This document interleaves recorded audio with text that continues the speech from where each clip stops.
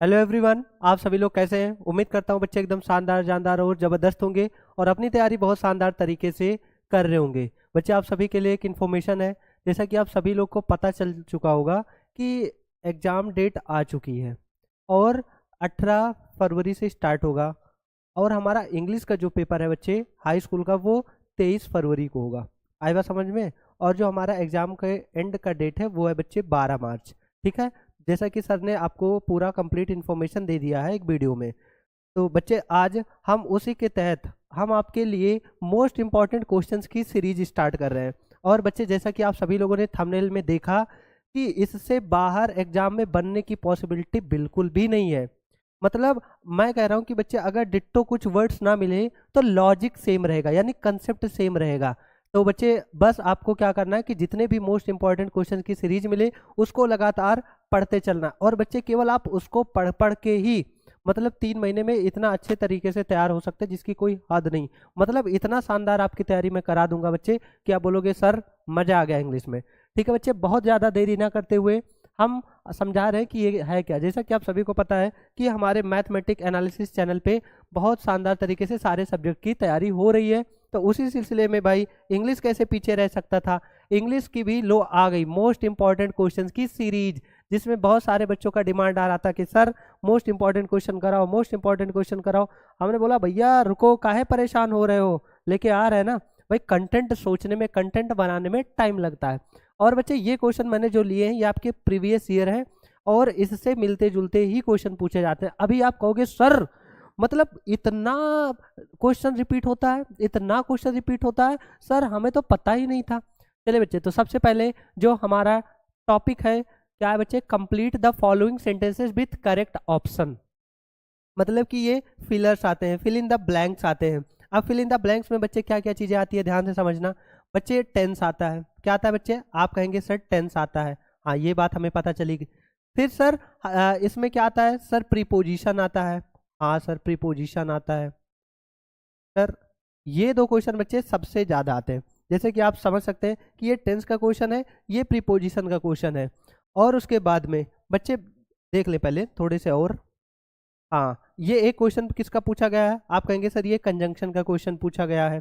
Conjunction थोड़ा कम आता है, लेकिन बच्चे टेंस, क्या टेंस, और यहाँ पे दे दिया है वन वर्ड सब्स्टिट्यूशन यानी वोकैब का क्वेश्चन डाल दिया है।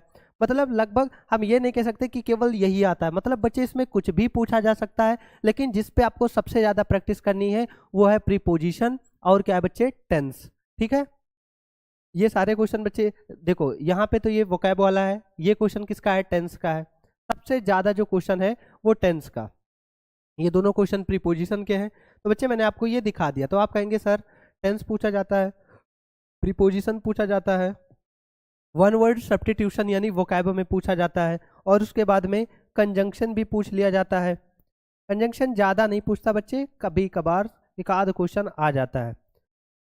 ठीक है बच्चे, तो ये है आपको सबसे ज्यादा लेकिन प्रैक्टिस जो करनी है वो टेंस पे और प्रीपोजिशन पे। टेंस में मैं आपको ऐसे टेंस बच्चे, अभी तो मैं चूंकि मोस्ट इंपॉर्टेंट क्वेश्चन की सीरीज लेके आया हूँ इसलिए मैं इसमें बहुत ज्यादा आपको टेंस नहीं बताऊंगा, जो जो क्वेश्चन में है वैसा बता दूंगा।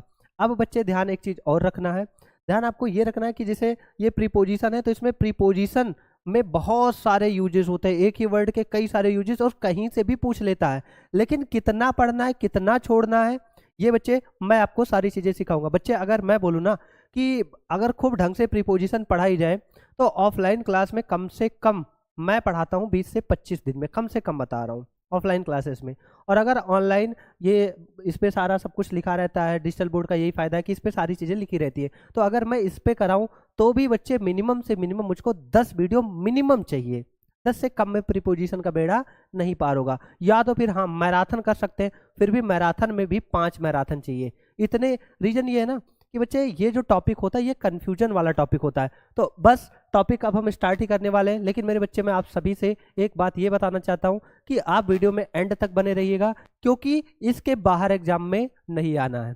ठीक है मेरे बाबू, मेरे भैया, हाँ कहेंगे सर। चले बच्चे, आपके स्क्रीन पे 7 करोड़ का सवाल, पहला सवाल, और सारे क्वेश्चन देखो, सारे ऑप्शन देखो, कहोगे सर चलिए 7 करोड़ के लिए हम सभी लोग तैयार हैं।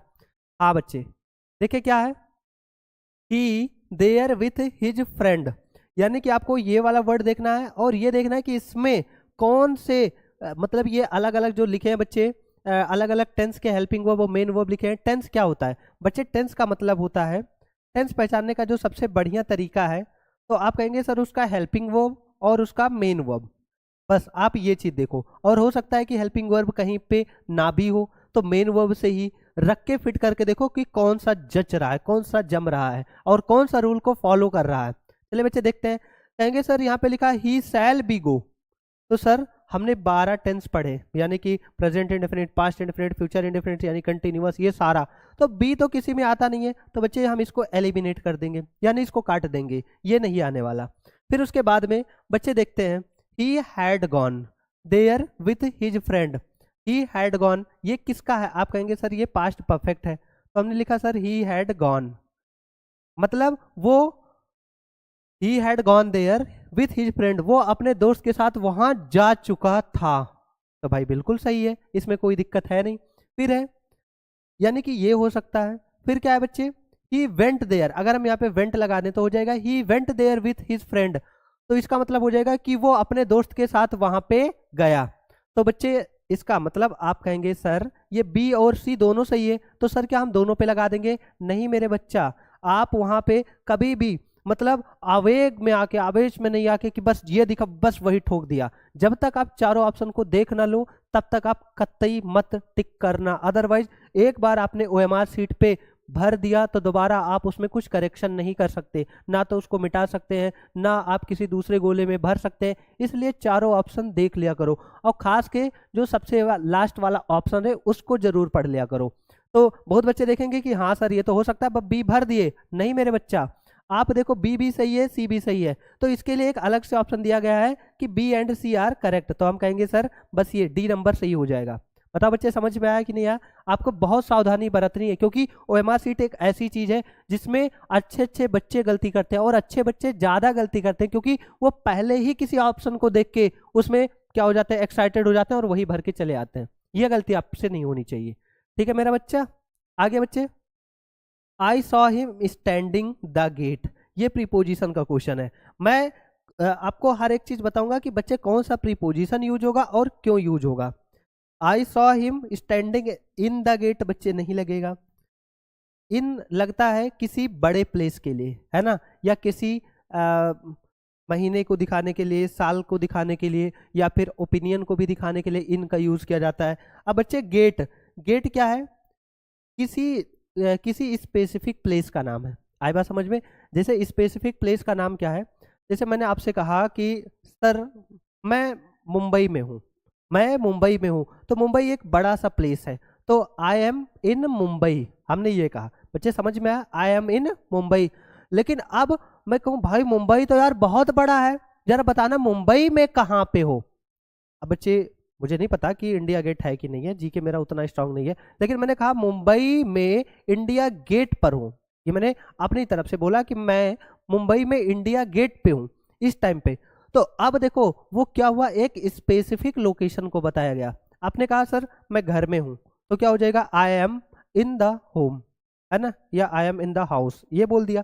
लेकिन बच्चे जब हमने कहा, क्या बोला? सर हम घर के किचन में हैं। हम कहाँ हैं? किचन में। भाई घर में, घर बड़ा है, घर के कौन से पार्ट में हो नहीं पता। मम्मी बोलती है हेलो बेटा कहाँ हो? मम्मी घर में। अबे नालायक घर में कहाँ पे? तो आपने कहा मम्मी मैं किचन में। अच्छा किचन में क्या कर रहा है? लड्डू चुरा रहा हूँ, है ना। फिलहाल कोई चोरी करता तो बताता है। तो अब वो क्या कर रहा है बच्चे? किचन, यानी कि घर के स्पेसिफिक प्लेस को बताया, इस वजह पे वहां पे क्या लगेगा? आप कहेंगे सर एट लगेगा। वाह सर मजा आ गया, आपने ये बताया एट लगेगा और क्यों लगेगा, ये सारी चीजें हमें समझ में आई। चलिए बच्चे आगे, आई एम प्राउड, जैसे ये वाला क्वेश्चन, ये सारे क्वेश्चन जो अभी आप देख रहे हैं बच्चे 2025 में पूछे गए हैं। I am proud important question है बच्चे। प्राउड के साथ में आप सभी को पता है कि सर ज़्यादा पढ़ने की जरूरत नहीं, आप ऑफ मार दो, क्योंकि मैं इसमें बहुत ज़्यादा लॉजिक नहीं बताना चाहता। हर कोई बोलता है कि I am proud of you, proud of, proud के साथ एक फिक्स प्रीपोजिशन ऑफ लगता है। समझ में आया बच्चे? आगे, no sooner did he reach the college, no sooner did he reach the college the bell rang. ये बच्चे क्वेश्चन जो है बच्चे, ये क्वेश्चन किसका है? आप कहेंगे सर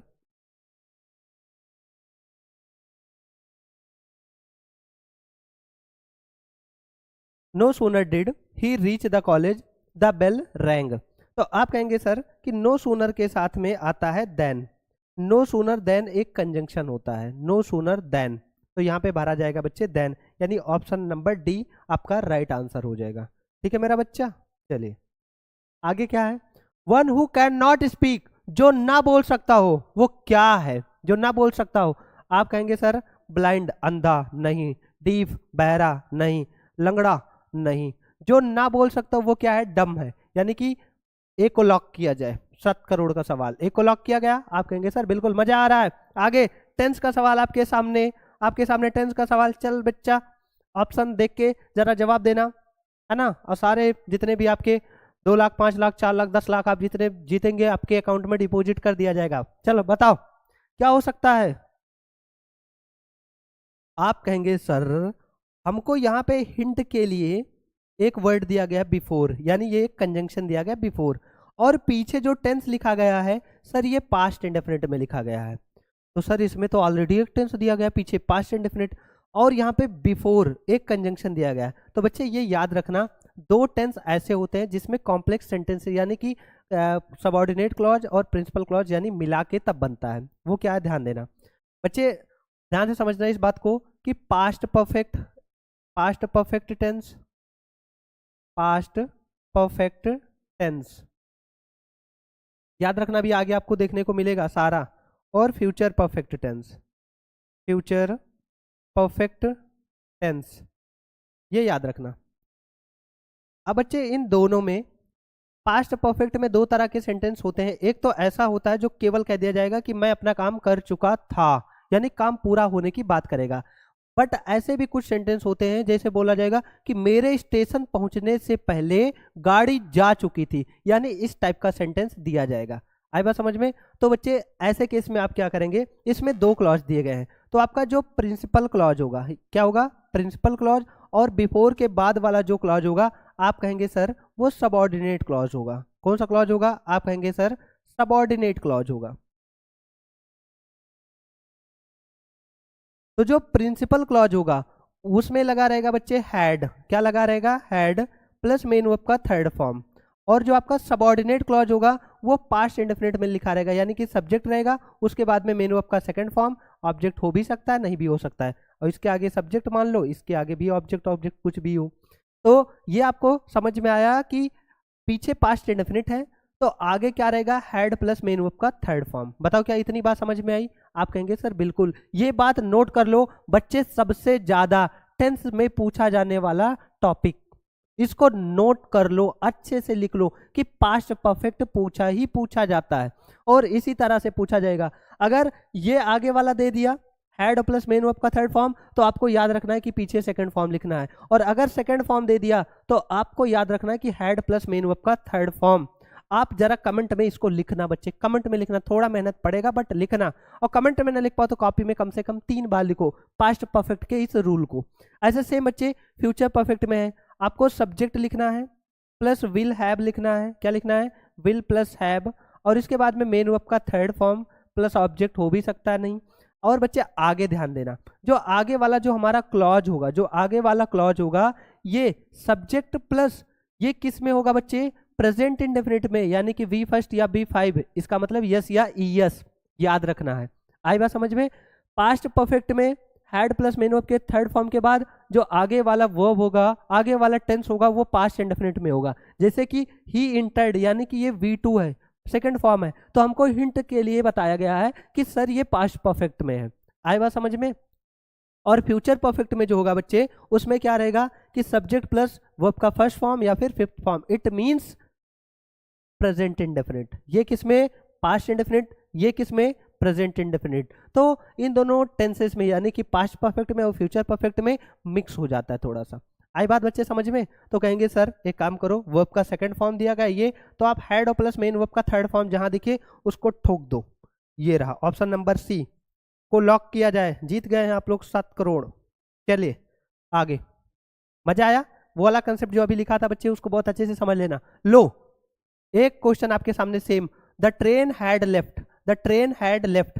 देखो अभी मैंने बताया था जस्ट कि यहां पे क्या किया गया था, इधर वाला दिया गया था, इधर वाला हमसे पूछा गया था, ये लो। और आगे वाले सेंटेंस में क्या दिया गया है, इधर वाला दिया गया, इधर वाला पूछा गया। तो आप कहेंगे सर वर्ब का सेकंड फॉर्म, क्या लगा देंगे सर हम, वर्ब का सेकंड फॉर्म ढूंढ लो जहां दिख जाए।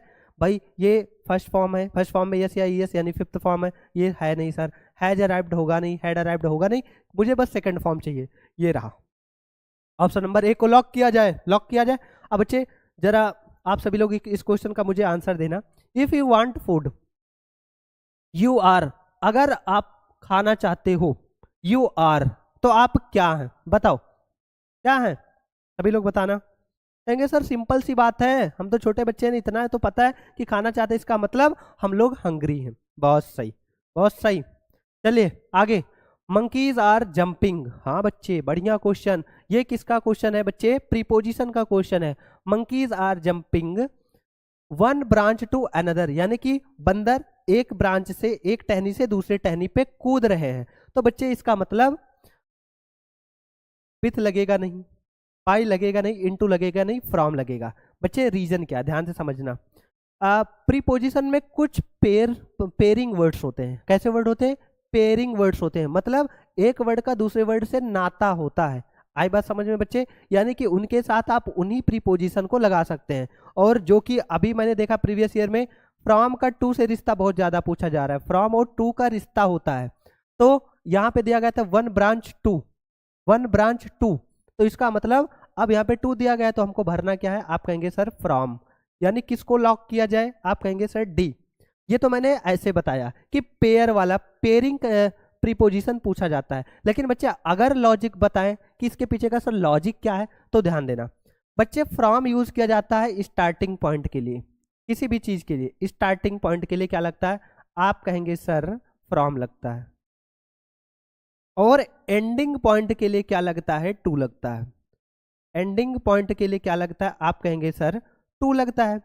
जैसे कि हमने कहा ये बस ट्रेवल करती है दिल्ली से मुंबई, दिल्ली से मुंबई, तो फ्रॉम दिल्ली टू मुंबई, यानी कहां से स्टार्ट हो रही है, दिल्ली से, तो फ्रॉम दिल्ली, और कहां उसकी एंडिंग है, तो आप कहेंगे सर मुंबई।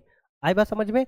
तो देखो ऐसे यहां पे क्या है कि वो स्टार्ट कहाँ कर रहा है, एक ब्रांच से स्टार्ट कर रहा है, और वो जा कहाँ रहा है, उसका एंडिंग पॉइंट क्या है, आप कहेंगे सर अनदर ब्रांच, तो हो जाएगा फ्रॉम। कहेंगे सर वाह मजा आ रहा है।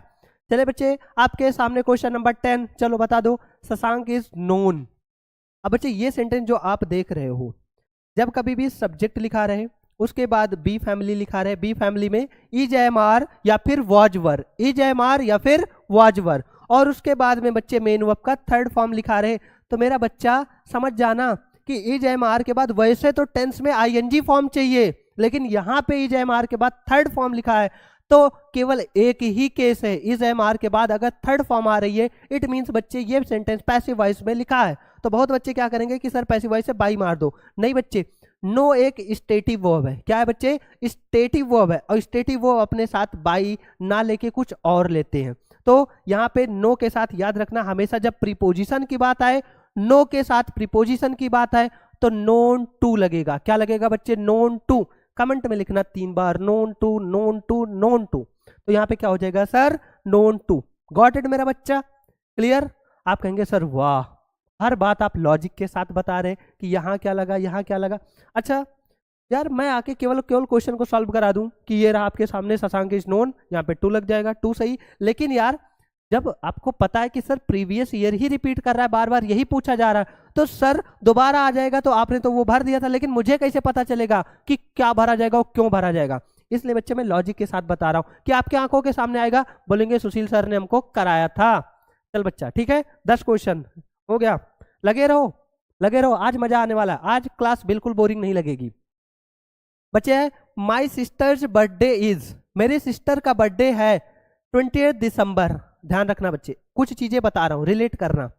जब कभी भी डेट या डेज की बात आए, किसकी बात आए, डेट या फिर डे, मतलब कि तारीख, तारीख जैसे 1 जून, 2 जून, 10 मई, 25 मई, 20 मई, तो बच्चे, या फिर डे जैसे मंडे, ट्यूसडे, वेंसडे, मतलब जब डेट या फिर डेज हो तो आप कहेंगे सर वहां पे हम लगाएंगे ऑन। ये सब लिखते चलना बच्चे, काम की चीज है। डेट या डे के पहले कौन सा प्रीपोजिशन आता है? ऑन आता है। लेकिन बच्चे जब ये मंथ की बात हो, महीने की बात हो, किसकी बात हो? मंथ की बात हो, या फिर ईयर की बात हो, यानी कि साल की बात हो, तो आप कहेंगे सर ये बड़ा टाइम पीरियड है, तो इसके लिए क्या आता है? इन। बाकी इनके अभी 2-3 यूज मैं आपको पहले बता दिया था। तो डेट या डे के पहले क्या आएगा? ऑन। मंथ या ईयर के पहले क्या आएगा? इन। अब डेट या डे यानी दिन से छोटा क्या होता है? आप कहेंगे सर घंटा, तो उसके पहले क्या आएगा बच्चे?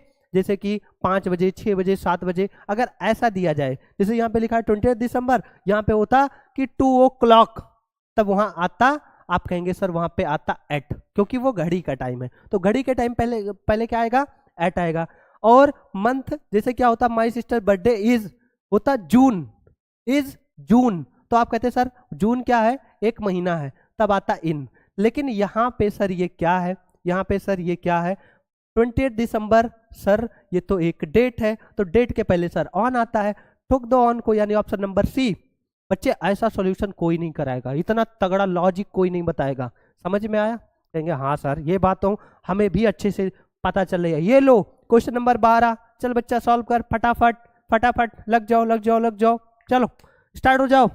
Reena to Prayagraj with her elder brother, मतलब ये कहने का मतलब है कि रीना प्रयागराज अब आई, कैसे आई? अब आ चुकी है, आएगी प्रयागराज अपने बड़े भाई के साथ, तो कैसा क्या लगेगा बच्चे? कहेंगे सर चेक करना पड़ेगा। हाँ, नीचे हमने देखा जब टेंस वाला क्वेश्चन, कोई क्वेश्चन है तो एक बार डी देखो, जब ये डी लिखा रहे ऑल आर करेक्ट, ट्रिक बता रहा हूं बच्चों, ऑल आर करेक्ट जब ऐसा लिखा रहे तो आप एक बार अलर्ट हो जाया करो। क्या हो जाया करो? अलर्ट, कि सर यहाँ पे लिखा है तो इसका मतलब हमें तीनों को ध्यान से पढ़ना पड़ेगा। आई बात समझ में? डी ऑप्शन बहुत ज्यादा मैटर करता है बच्चे, डी ऑप्शन हमेशा पढ़ना, ये मैं आपको तरीका बता रहा हूं। तो सर अगर हम ये कर दे कि Reena came to Prayagraj with her elder brother, Reena Prayagraj अपने बड़े भाई के साथ आई, के मतलब आई, रीना प्रयागराज अपने बड़े भाई के साथ आई, सर हो सकता है, सर हो सकता है, यानी कि थोड़ी देर के लिए मान ले, थोड़ी देर के लिए मान ले, क्या है भैया? आएगा। फिर है बच्चे second question, Reena has come to Prayagraj with her elder brother, यानी कि रीना अपने बड़े भाई के साथ प्रयागराज आ चुकी है, सर हो सकता है। अब बच्चे दो हमने देखा, तो हमें बस ऐसे पता चल गया कि अब इसमें ये और कोई ए बी का ऑप्शन है नहीं, तो यही सही है, बट मैं आगे भी चेक करा देता हूं। Reena will come to Prayagraj with her elder brother, Reena अपने बड़े भाई के साथ प्रयागराज आएगी। आई बात समझ में? अब जब ये आएगी तो सर ये फ्यूचर, ये भी सही है, तो इसका मतलब तीनों ऑप्शन सही है, तो तीनों पे नहीं, option number D, D is the right answer, D is the right answer. ठीक है बच्चा? कहेंगे सर वाह क्या पढ़ाते हैं, मजा आ रहा है। बच्चे अभी देखना ग्रामर का तुमने पूरा मेरा लेवल देखा कहाँ है, अभी तो मैंने नाउन के क्लास को पढ़ाया, केवल नाउन के क्लास को। और बच्चे कुछ लोगों को लगेगा कि यार वो नाउन का क्लास बच्चों के लेवल का, बिल्कुल इजी नहीं बच्चे, उसमें बेसिक टू एडवांस, जरा आखिरी टाइम पे जो मैंने नाउन का फंक्शन पढ़ा जरा उसको देखना, कितने लोगों को वो चीज़ पता है। और बच्चे मैं आपको ये चीज़ सजेस्ट कर दूं, नाउन में नंबर होता है, नाउन में जेंडर होता है, लेकिन मैंने उसको नहीं पढ़ा, रीजन ये मेरा था डेमो क्लास, तो मैंने क्या किया ना कि जितना चीज हो सकता था, मतलब कि एक वीडियो में नाउन पढ़ा दिया जाए, हाई स्कूल में केवल नाउन में आइडेंटिफिकेशन आता है, इसलिए मैंने बहुत कुछ नहीं पढ़ा, अदरवाइज मैं नाउन कम से कम 7 से 8 क्लास में खत्म करूं। नंबर, जेंडर, केस, बहुत कुछ होता है नाउन में। He was waiting for his friend, तो ये कह रहा है कि आप बताओ, इसमें वोकैब से रिलेटेड क्वेश्चन पूछ लिया गया है। ही वॉज, चलो अभी एक एक करके, एंजाइसली मतलब होता है बेचैनी से, वो अपने दोस्त का बेचैनी से वेट कर रहा था, तो भाई हो सकता है बेचैनी से वेट करना कोई बड़ी बात नहीं, हाँ ये हो सकता है। ही वॉज केयरफुली, वो बड़े सावधानी से अपने दोस्त का वेट कर रहा था, यार सावधानी से कौन वेट करता है, दोस्त के लिए सावधानी ना, कतई ना। ही वॉज, वो गंभीरता से अपने दोस्त का वेट कर रहा था, नहीं सर ये भी नहीं मजा आ रहा। फिर क्या है, ही वॉज इरिटेटिंगली मतलब होता है परेशान होकर, ना सर बेचैनी से कोई वेट करेगा। एक को लॉक कर दिया जाए, और यार एक काम क्या करो ना कि जब क्वेश्चन स्क्रीन पे देखो फटाक से आप पहले बना दिया करो, मेरे भरोसे ना रहो कि सर अभी कराएंगे, यार मैं तो कराऊंगा, लेकिन मैं देखो मेरा बच्चा लोग कितना बढ़िया एडवांस है ना। और बच्चे यकीन मानना ना, मैं हर बच्चे का कमेंट देखता हूँ, आप सभी लोग के बढ़िया प्यार भरे कमेंट भी, और मुझे सबसे बड़ी इस बात की खुशी है कि आज तक कोई मुझे निगेटिव कमेंट अपने वीडियो पे नहीं देखने को मिला। इसके लिए बच्चे आप सभी का हाथ जोड़ के शुक्रिया। ठीक है बच्चे। द कैट जम्प्ड, बिल्ली कूदी टेबल पर। बिल्ली कूदी कहाँ पे? टेबल पर। सर सर सर, इन तो होगा नहीं। इन किसी सराउंडिंग यानी किसी बड़े एरिया या किसी एरिया को जो बिल्कुल से ढक रहा है। आए बात समझ में? किसी चीज के अंदर कोई चीज है, इनसाइड है, तो वहां पे क्या लगेगा? इन। इन होगा नहीं सर। इनटू नहीं होगा। इनटू क्या होता है? किसी इन यानी किसी बंद प्लेस में कोई चीज मूवमेंट में जा रही है तो वहां इनटू लगेगा। अब बच्चे ऑन, ऑन कब लगता है? ध्यान देना, ये रहा मेरा हाथ, ध्यान देना, ये रहा बच्चे मेरा हाथ। अब इसके ऊपर कोई चीज स्थिर रखी हुई है यानी स्टेबल रखी है, मूव नहीं कर रही है, तो यहाँ पे सर लगेगा ऑन। क्या लगेगा? ऑन। समझ में आया कि नहीं है? आप कहेंगे सर बिल्कुल। कोई चीज किसी पे वर्टिकल या हॉरिजॉन्टल कैसे भी रखी है, जैसे कि आपने देखा होगा वॉच, वॉच नहीं क्लॉक, सॉरी, वॉच मतलब जिसको हाथ में लगाते हैं, क्लॉक मतलब जिसको दीवार पे लगाते हैं। तो जो ये क्लॉक होता है आप अपने दीवार पे लगाए हैं, तो वो भी तो क्या बोला जाएगा? The clock is on the wall. क्योंकि अब वहां पे वो कैसा कैसा एरिया है बच्चे? आप कहेंगे सर सॉरी वर्टिकल और हॉरिजॉन्टल, मतलब ये किसी भी चीज में अगर कोई चीज किसी सरफेस पे है तो लगेगा ऑन, बट कैसे? स्टेबल हो, स्थिर हो। लेकिन बच्चे जब कोई चीज क्या? कैट जंप्ड, मान लो ये रहा टेबल, ये रहा टेबल, ये रहा बच्चा टेबल। मेरी ड्राइंग अच्छी है? बताना कमेंट में।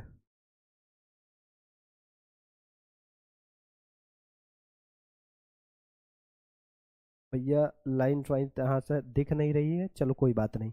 अब ये रहा टेबल, अब यहाँ रही बिल्ली, यहाँ क्या रही? बिल्ली। बिल्ली बोली म्याऊं म्याऊं, चल बिल्ली बन जा।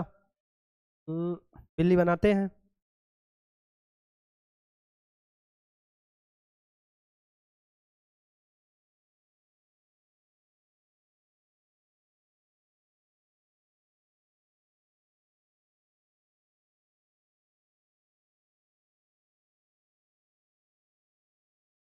यार चलो मान लो ये रही मेरी बिल्ली, ये है बिल्ली का दुश्मन, बिल्ली का आर, लेकिन हम इसी को बिल्ली मान ले रहे हैं बच्चे। आई बात समझ में? अब ये देखो, ये बच्चे ऑन, ये है क्या? ऑन, क्योंकि इस पे अगर ये बैठी होती तो इसका मतलब ये ऑन थी। लेकिन अब ये आई, मैंने इसको बिल्ली माना है ना? चूहा मत कहना कोई। ये उठा, ये आया, ये उठा, ये आया, तो देखो ये अप हो रहा है। ये क्या हो रहा है? अप हो रहा है। Up on, up on, up on, तो क्या हो जाएगा? आप कहेंगे सर अपॉन हो जाएगा। तो यहाँ पे क्या भरा जाएगा? अपॉन। समझ में आया बच्चे? आप कहेंगे सर बिल्कुल, मजे मजे। समझ में आया बच्चे? सर बिल्कुल मजा आया। चलो आगे। फिर क्या है? I will not go to his party. हाँ, ये भी बच्चे कंजंक्शन का क्वेश्चन पूछा गया। कंजंक्शन से भी क्वेश्चन पूछे जाते हैं, बट रेयरली, बहुत कम पूछे जाते हैं। I will not go to his party, मैं उसकी पार्टी में नहीं जाऊंगा। ही इनवाइट्स मी, ईगो की बात है, मेरी तरह है ये। कोई कह रहा है मैं उसकी पार्टी में नहीं जाऊंगा, ही इनवाइट्स मी। अगर ध्यान से समझना सभी की इंग्लिश, मैं उसकी पार्टी में नहीं जाऊंगा, वो मुझे इनवाइट करेगा।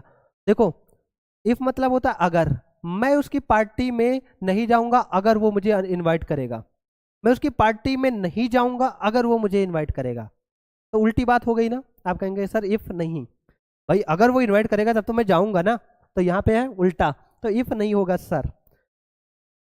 अगर वो मुझे अपनी पार्टी में, I will not go to his party, मैं उसकी पार्टी में नहीं जाऊंगा, ही इनवाइट्स मी, मतलब वो मुझे इनवाइट करता है। तो अब यहाँ पे बट लगा के देख लेते हैं। मैं उसकी पार्टी में नहीं जाऊंगा लेकिन वह मुझे इनवाइट करता है, नहीं, ये भी नहीं जम रहा सर। अब बच्चे बचा है अनटिल और अनलेस। अनटिल का मतलब होता है एक टाइम बताने के लिए कि इतने टाइम तक, है ना, लिमिट बताने के लिए।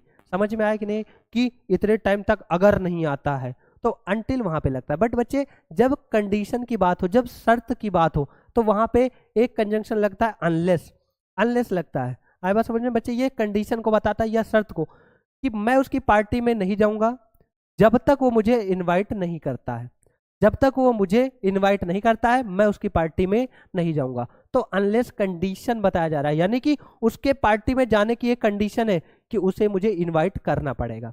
समझ में आया मेरा बच्चा? आप कहेंगे सर बिल्कुल, मजे आ रहे हैं।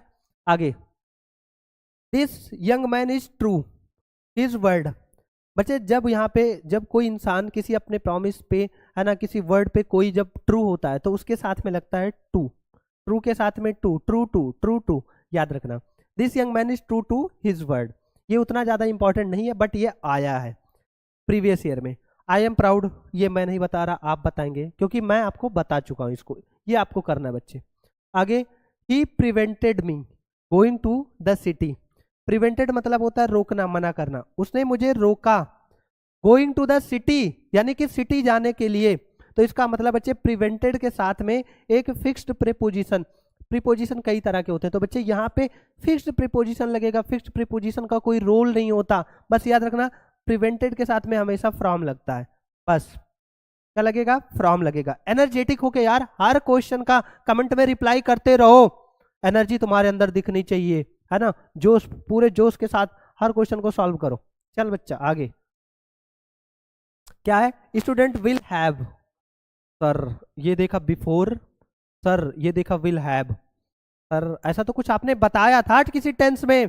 चल बच्चा रिप्लाई, रिप्लाई करो, कमेंट करना तो अच्छे अच्छे प्यारे प्यारे कमेंट करना बच्चे। क्या होगा, आप कहेंगे सर अभी आपने बताया था फ्यूचर परफेक्ट, तो ये अगर फ्यूचर परफेक्ट है तो हमें आगे वाली जो बात होगी वो प्रेजेंट इंडेफिनिट में चाहिए। इसका मतलब वर्ब का फर्स्ट फॉर्म या वर्ब का फिफ्थ फॉर्म। फिफ्थ फॉर्म यानी कि टीचर सिंगुलर है तो फिफ्थ फॉर्म ही चाहिए, यस या ईएस, यानी कि यस या ईएस नहीं है, नहीं है, नहीं है, ये रहा डी, डी को लॉक किया जाए। सर मजा आ रहा है, कॉन्फिडेंस आ रहा है सर, जैसे जैसे पढ़ते आगे आगे जा रहे हैं सर, बिल्कुल आएगा। Boys are jumping, boys are jumping the pond. अब देखो बच्चे यहाँ पे मूवमेंट वाली बात है, किसकी बात है, मूवमेंट वाली बात है। आप कहेंगे सर लड़के कूद रहे हैं पॉन्ड में, इसका मतलब तालाब में, तो बच्चे कुछ लोग तो इन मार देंगे क्योंकि मे की इंग्लिश इन होती है, इन मार दो, इन मतलब में नहीं बच्चे। ये रहा पॉन्ड, ये रहा बच्चे पॉन्ड, ठीक है, ये रहा पॉन्ड, तो हो गया, ये रहा पॉन्ड, लो बना दिया, क्या बना दिया, पॉन्ड बना दिया, ठीक है। अब लड़के कूद रहे हैं, मान लो यहाँ से लड़का कोई कूद रहा है तो यहाँ पे तो ये ऑलरेडी ये एरिया जो है वो इन है, और जब वो कूद रहा है तो उसमें एक बच्चे, उसमें एक मूवमेंट है, क्या है, मूवमेंट है, एक डायरेक्शन है, तो डायरेक्शन को बताने के लिए टू लगता है, तो इन टू मिलके क्या बन जाएगा, इन टू। सर डी को लॉक कर दिया जाए, समझ में आया बच्चे, कहेंगे सर बिल्कुल, वाह वाह।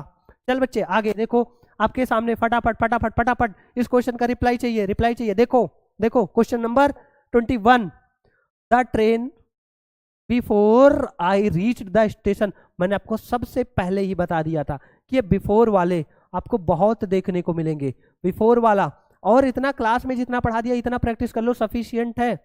आप कहेंगे सर ये तो रहा सेकंड फॉर्म यानी V2, तो V2 के साथ आपने ये बताया था कि क्या होना चाहिए, मतलब प्रिंसिपल क्लॉज में हैड और उसके बाद में थर्ड फॉर्म चाहिए। सर ये सी को लॉक कर दिया जाए, यानी कि द ट्रेन हैड स्टार्टेड, समझ में आया, हाँ सर बिल्कुल। आगे फिर बच्चे jumped, she jumped the well, वो कुएं में कूद गई, टू सेव हर चाइल्ड, अपने बच्चे को बचाने के लिए वो कुएं में कूद गई। तो सर अभी आपने जस्ट बताया है कि वेल मतलब कुआं, ये क्या है, एक इन मतलब कोई बंद जगह है, और उसके बाद में वो डायरेक्शन के साथ कूदेगी, है ना, तो सर इनटू, इनटू, देखो ये इनटू वाले बच्चे बहुत ज्यादा प्रीपोजिशन में पूछे जा रहे हैं, इनटू का खूब तगड़े से रिवीजन कर लेना। इनटू मतलब जब कोई बंद जगह है, कोई किसी डायरेक्शन के साथ जब उसमें कूदता है, जाता है, तो वहां पे क्या लगता है, इनटू लगता है। चलिए बच्चे आगे, हाँ द बेल, फिर देखो बच्चे ये मैं नहीं बता रहा, आप करेंगे, ये आप करेंगे बच्चे, ये मैं नहीं करा रहा। क्वेश्चन नंबर 24 क्या है, he slept A green tree, वो सो गया एक हरे पेड़ के नीचे। तो वैसे भी बच्चे देखा जाए, ध्यान से समझना, जैसे ये रहा, ध्यान से समझना, ये आपको क्या दिख रहा है, आप कहेंगे सर ये तो है छाता, सर ये छाता है। अब ध्यान देना बच्चे, ये जो छाता है ये क्या कर रहा है, मेरे सर को ये कवर कर रहा है, मतलब कि ढक रहा है, ध्यान से समझना, ढक रहा है। तो इसका मतलब अगर बच्चे देखा जाए तो ये ढक रहा है, अभी मैंने और ऊपर किया, देखो दिख रहा है ना आपको, हाँ दिख रहा है। अब ये सर को ढक रहा है, तो इसका मतलब अगर मैं बोलूं कि छाता मेरे सर के ऊपर है तो इसको बोलेंगे द अम्ब्रेला, एन अम्ब्रेला नहीं बोलेंगे, यहाँ पे बोलेंगे the umbrella is over my head, क्योंकि मेरे ऊपर है। क्या बोलेंगे कि the umbrella is over my head, क्योंकि ऊपर है। बताओ समझ में आया कि नहीं आया। लेकिन मैं ये बोलूं भाई, इसी बात को मैं ऐसे बोल सकता हूं कि मेरे सर के ऊपर छाता है, या ऐसे बोल सकता हूं छाते के नीचे मेरा सर है, छाते के नीचे मेरा सर है। तो इसको कैसे बोला जाएगा कि my head is under the umbrella, my head is under the umbrella. आई बात समझ में कि नहीं। आप कहेंगे सर बिल्कुल, इसका मतलब ये है कि कोई चीज किसी के नीचे है और कैसे कवर कर रहा है। तो ऐसे ही इस सेंटेंस में है, देखना क्या है। ही स्लेप्ट, ये ग्रीन ट्री, तो ग्रीन ट्री ऐसे ही तो होगा ऊपर, आई बात समझ में, कवर कर रहा होगा, तो यहाँ पे क्या लग जाएगा अंडर। नीचे के लिए नहीं बच्चे कि अंडर मतलब होता है सर नीचे इस वजह से लगेगा, नहीं, लॉजिक होता है, ये लॉजिक मैंने आपको बताया। आप कहेंगे सर बहुत बढ़िया समझ में आ रहा है। हाँ सर, वाह सर, बहुत सही सर। ये वाला क्वेश्चन भी, वी आर प्राउड, मैंने क्या बताया कि प्राउड वाले क्वेश्चन बहुत पूछे जा रहे हैं, इंटू वाले क्वेश्चन बहुत ज्यादा पूछे जा रहे हैं। तो ये सारी चीजें आपको बच्चे याद रखनी है। आप कहेंगे सर बिल्कुल, क्यों नहीं, आप हमारे बढ़िया वाले सर हैं, हमारी प्रॉब्लम को समझते हैं। बच्चे यहाँ पे क्वेश्चन नंबर थोड़ा सा गलत हो गया है, क्वेश्चन नंबर 24 के बाद यहाँ आना चाहिए 25, लेकिन हो गया है 23, और इसी एक गलत नंबर की वजह से सारे नंबर गलत हो गए हैं। ठीक है, बट कोई नहीं, कोई बात नहीं। चलिए बच्चे अब ध्यान देखते हैं, क्वेश्चन नंबर मैटर नहीं करता, मैटर करता है क्वेश्चन, मैटर करता है बच्चे कंटेंट, बस कंटेंट पे फोकस करो। चलिए बच्चे क्या है क्वेश्चन, देखते हैं। क्वेश्चन हमारा है बच्चे वॉइस का।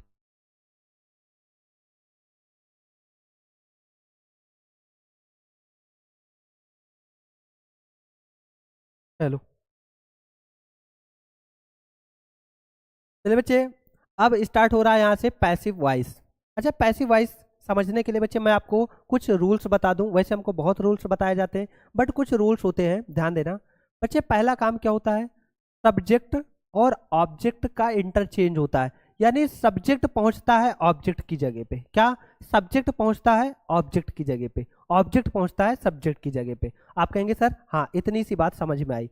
सर इसमें हमेशा हमें हेल्पिंग वर्ब नए सब्जेक्ट के अकॉर्डिंग लिखनी है, हेल्पिंग वर्ब जो लिखनी है अकॉर्डिंग टू न्यू सब्जेक्ट, यानी कि जो यहाँ पहले था उससे मतलब नहीं है, जो अब नया बना है उसके अकॉर्डिंग न्यू सब्जेक्ट। लेकिन ये याद रखना बच्चे कि बी फैमिली जरूर से जरूर होनी चाहिए, पैसिव वॉइस में बी फैमिली का दबदबा है। अब बी फैमिली में कौन कौन से हेल्पिंग वर्ब आते हैं, या तो बी खुद आता है, या तो इज एम आर आ जाएगा, इज एम आर, या तो आ जाएगा बच्चे वॉज या वर, आई बात समझ में, या फिर बीन या बीइंग, ये सब भी होते हैं। बच्चे तीसरा जो हमेशा आपको याद रखना है, वर्ब का थर्ड फॉर्म, हमेशा वर्ब का थर्ड फॉर्म। चौथा, कोई भी सुटेबल प्रीपोजिशन, सुटेबल प्रीपोजिशन। लेकिन बच्चे जो जिसका सबसे ज्यादा दबदबा है वो कौन सा है बच्चे, आप कहेंगे sir sir sir sir sir by, आई बात समझ में। ठीक है, बस ये चार चीज आपको याद रखना है। मैंने क्या बताया, सब्जेक्ट ऑब्जेक्ट की जगह पे जाएगा, जैसे कि आई एम राइटिंग एन एसे, ये है सब्जेक्ट, ये है ऑब्जेक्ट। सब्जेक्ट कैसे पता करेंगे हम सर, पता करेंगे हु लगा के। ऑब्जेक्ट कैसे पता करेंगे, व्हाट लगा के, या फिर हुम लगा के भी मिलता है। कभी भी कहीं हॉट लगा कहीं पे व्हाट लगा के, या कहीं पे बच्चे हुम लगा के, दोनों में से कोई सा भी लगा के आपको मिल सकता है, कहीं कहीं पे दोनों लगा के देखने को मिलेगा। तो आई एम राइटिंग एन एस से, तो क्या होगा सर, पहला काम ये इधर जाएगा, एन एस से इधर आएगा। ठीक है, तो क्या हो जाएगा, एन एस से, एन एस से, सर पहला स्टेप फॉलो कर लिया। फिर आई पीछे जाके क्या बनेगा सर, मी बनेगा, सर आई पीछे जाके क्या बनेगा, मी बनेगा। तो यानी पहला काम हमने डन कर लिया। दूसरा काम है helping verb according to new subject. भाई आई के साथ क्या लगा था, एम लगा था, लेकिन अब हमें एम नहीं लिखना है, इसके अकॉर्डिंग हमें हेल्पिंग वर्ब लिखना है। और हेल्पिंग वर्ब में कौन सी फैमिली चाहिए, बी फैमिली चाहिए। तो बी फैमिली में भाई ये प्रेजेंट है, सभी को पता है, एम लगा है तो ये प्रेजेंट है, और प्रेजेंट है तो अब यहाँ पे बच्चे सिंगुलर है, इस वजह से इज लगेगा। क्या बताओ बच्चे, क्या यहाँ तक किसी को कोई प्रॉब्लम, आप कहेंगे सर बिल्कुल नहीं। और बच्चे अगर आपको पैसिव वॉइस में ये आईएनजी फॉर्म देखने को मिलता है, तो जब कभी भी आईएनजी फॉर्म जो दिखे बच्चे, तो ये होता है कंटिन्यूअस, तो इसको आप शिफ्ट कर देंगे बीइंग में। किसमें शिफ्ट कर देंगे, बीइंग में। तो एन एस से इज बीइंग बीइंग। हाँ वैसे वॉइस की मैं आपको कंप्लीट पूरा क्लास देने वाला हूँ बच्चे, बट अभी इंपॉर्टेंट क्लास का ये था, आप इसको समझ लो और उसके बाद तगड़े तरीके से मैं कंप्लीट वॉइस का कंटेंट आपके सामने लेके आऊंगा, बहुत मजा आएगा। एन ऐसे इज बीइंग। अब बच्चे राइट का थर्ड फॉर्म, क्योंकि अब थर्ड फॉर्म लिखना है तो राइट का आईएनजी फॉर्म नहीं सर, रिटन, यानी कि थर्ड फॉर्म चाहिए हमें, रिटन। और फिर क्या हो जाएगा, बाई, और अभी यहाँ पे क्या था, मी। इस तरह से बनेगा। तो पहला काम हमने क्या किया, सब्जेक्ट को ऑब्जेक्ट की जगह पे लिखा, ऑब्जेक्ट को सब्जेक्ट की जगह पे लिखा, हो गया। दूसरा काम हमने बी फैमिली लिखा, तीसरा काम हमने ये बी थर्ड लिखा, चौथा काम हमने बाई लगाया। आए बात समझ में? लेकिन हमको अपनी जेब से निकाल के देना पड़ा, अपनी जेब से निकाल के देना पड़ा। कंटिन्यूअस में ये याद रखना कि आईएनजी को शिफ्ट करना है बीइंग में, कभी भी आईएनजी देखो उसको बस शिफ्ट कर दो बीइंग में, दैट्स इट। क्लियर हुआ बच्चे? आप कहेंगे सर बिल्कुल, मजा आया। फिर क्या बच्चे, सी हेल्प्ड मी। सर ये पास्ट इंडेफिनिट है, सर ये पास्ट इंडेफिनिट है, सेकंड फॉर्म है। टेंस का नॉलेज होना बहुत जरूरी है बच्चे, आई बात समझ में? तो ये सी जाएगा पीछे, मी आएगा आगे, मी आगे क्या बन जाएगा, आई। अब ये पास्ट है तो पास्ट में बी फैमिली का क्या लगेगा, सिंगुलर है तो आई के साथ लगेगा वॉज, तो आई वॉज। क्या यहां तक किसी को कोई प्रॉब्लम? आप कहेंगे ना सर बिल्कुल नहीं। तो आई वॉज, उसके बाद में थर्ड फॉर्म चाहिए तो क्या हो जाएगा, हेल्प्ड, हेल्प्ड, फिर बाई हर। लो सर दूसरा भी बन गया, क्या कोई दिक्कत? बच्चा बताना क्या कोई दिक्कत? आप कहेंगे सर नहीं। और बच्चे जब वॉइस की कंप्लीट क्लास लेके आऊंगा तब एक एक बात मैं बताऊंगा कि क्या क्या चीज कैसे कैसे हो रहा है। वैसे अभी भी मैं बता रहा हूं, भाई पास्ट इंडेफिनिट था, पास्ट का था इसलिए सेकंड फॉर्म लगा दिया, वॉज लगा दिया, कहानी खत्म। सी इज राइटिंग ए लेटर, है ना? अब ये मत सोचना, अभी मैंने बोला कि सर यहाँ पे सेकंड फॉर्म लगा दिया, अब कहेंगे सर ये सेकंड फॉर्म कहाँ है? अरे बच्चे बी का ये सेकंड फॉर्म वाज या वर ही होता है, समझ में आया? सी इज राइटिंग ए लेटर, तो बच्चे ए लेटर आगे आएगा, सर ए लेटर लिख दिया, सर कर दिया। उसके बाद में ए लेटर के अकॉर्डिंग बी फैमिली में क्या लगेगा, सर इज लगेगा, सर लगा दिया। सर आईएनजी एक काम करो, अभी आपने बताया था, क्या बताया था बताना, आईएनजी, सर बीइंग में कर दिया, ए लेटर इज बीइंग। मजा आया कि नहीं बताओ? A letter is being. अब बच्चे राइट का कौन सा फॉर्म चाहिए, सर थर्ड फॉर्म चाहिए, सर रिटर्न कर दीजिए ना, रिटर्न कर दिया बच्चे, बिल्कुल रिटर्न हो गया। फिर उसके बाद में सर एक काम करो बाई, क्योंकि जब किसी डूअर की बात किया जाए कि कोई काम किसी के द्वारा हो रहा है तो वहां पे बच्चे बाई लगता है, तो बाई हर। सर मजा आ रहा है, ए लेटर इज बीइंग। अब देखो बच्चे यहाँ पे जैसे एक आईएनजी था, यहाँ पे आईएनजी था, तो एक मैंने बताया, दूसरा आपको बड़े आसानी से समझ में आ जाएगा, तीसरा आप बनाएंगे कोई अगर आता है तो। अब यहाँ पे बच्चे नेवर प्ले ए डर्टी गेम, कभी भी कोई गंदा गेम मत खेलो, कभी भी कोई गंदा गेम ना खेलो। तो इसका मतलब ये क्या है, ये बच्चे इंपरेटिव सेंटेंस है, और इंपरेटिव सेंटेंस में ये एडवाइस है, आई बात समझ में? और एडवाइस के लिए हम क्या करते हैं बच्चे, एक चीज याद रखना है, शुड बी। यहाँ पे ये वाला रूल फॉलो नहीं होगा, इंपरेटिव में ये वाला रूल नहीं फॉलो होता, क्योंकि बच्चे इसमें सब्जेक्ट नहीं रहता, आए बात समझ में?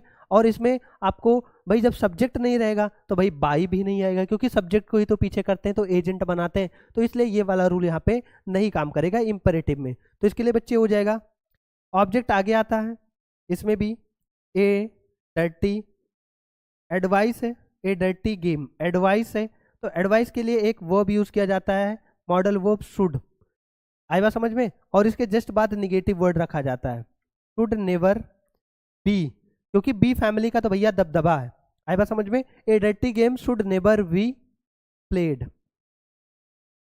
तो ये बच्चे याद रखना, जब भी कभी आपको एडवाइस सेंटेंस में देखने को मिले, एडवाइस मतलब होता है सलाह, अगर सलाह आपको देखने को मिलता है तो वहां पे आप शुड बी लगाएंगे, क्या लगाएंगे, शुड बी।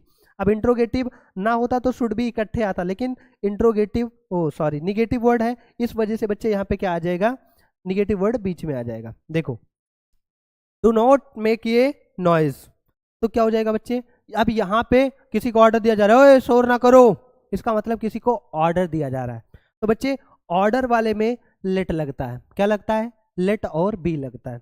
कैसे हो जाएगा ये, इसका ध्यान देना, लेट।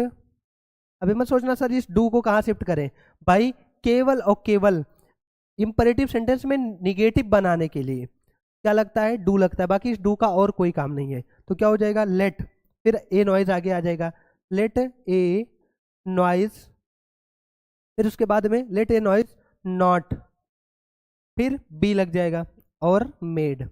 ये सारी चीज़ें बच्चे कैसे होती है, मैं आपको वॉइस के क्वेश्चन जब पढ़ाऊंगा, वॉइस का टॉपिक पढ़ाऊंगा, सारा डिटेल में सब कुछ समझाऊंगा।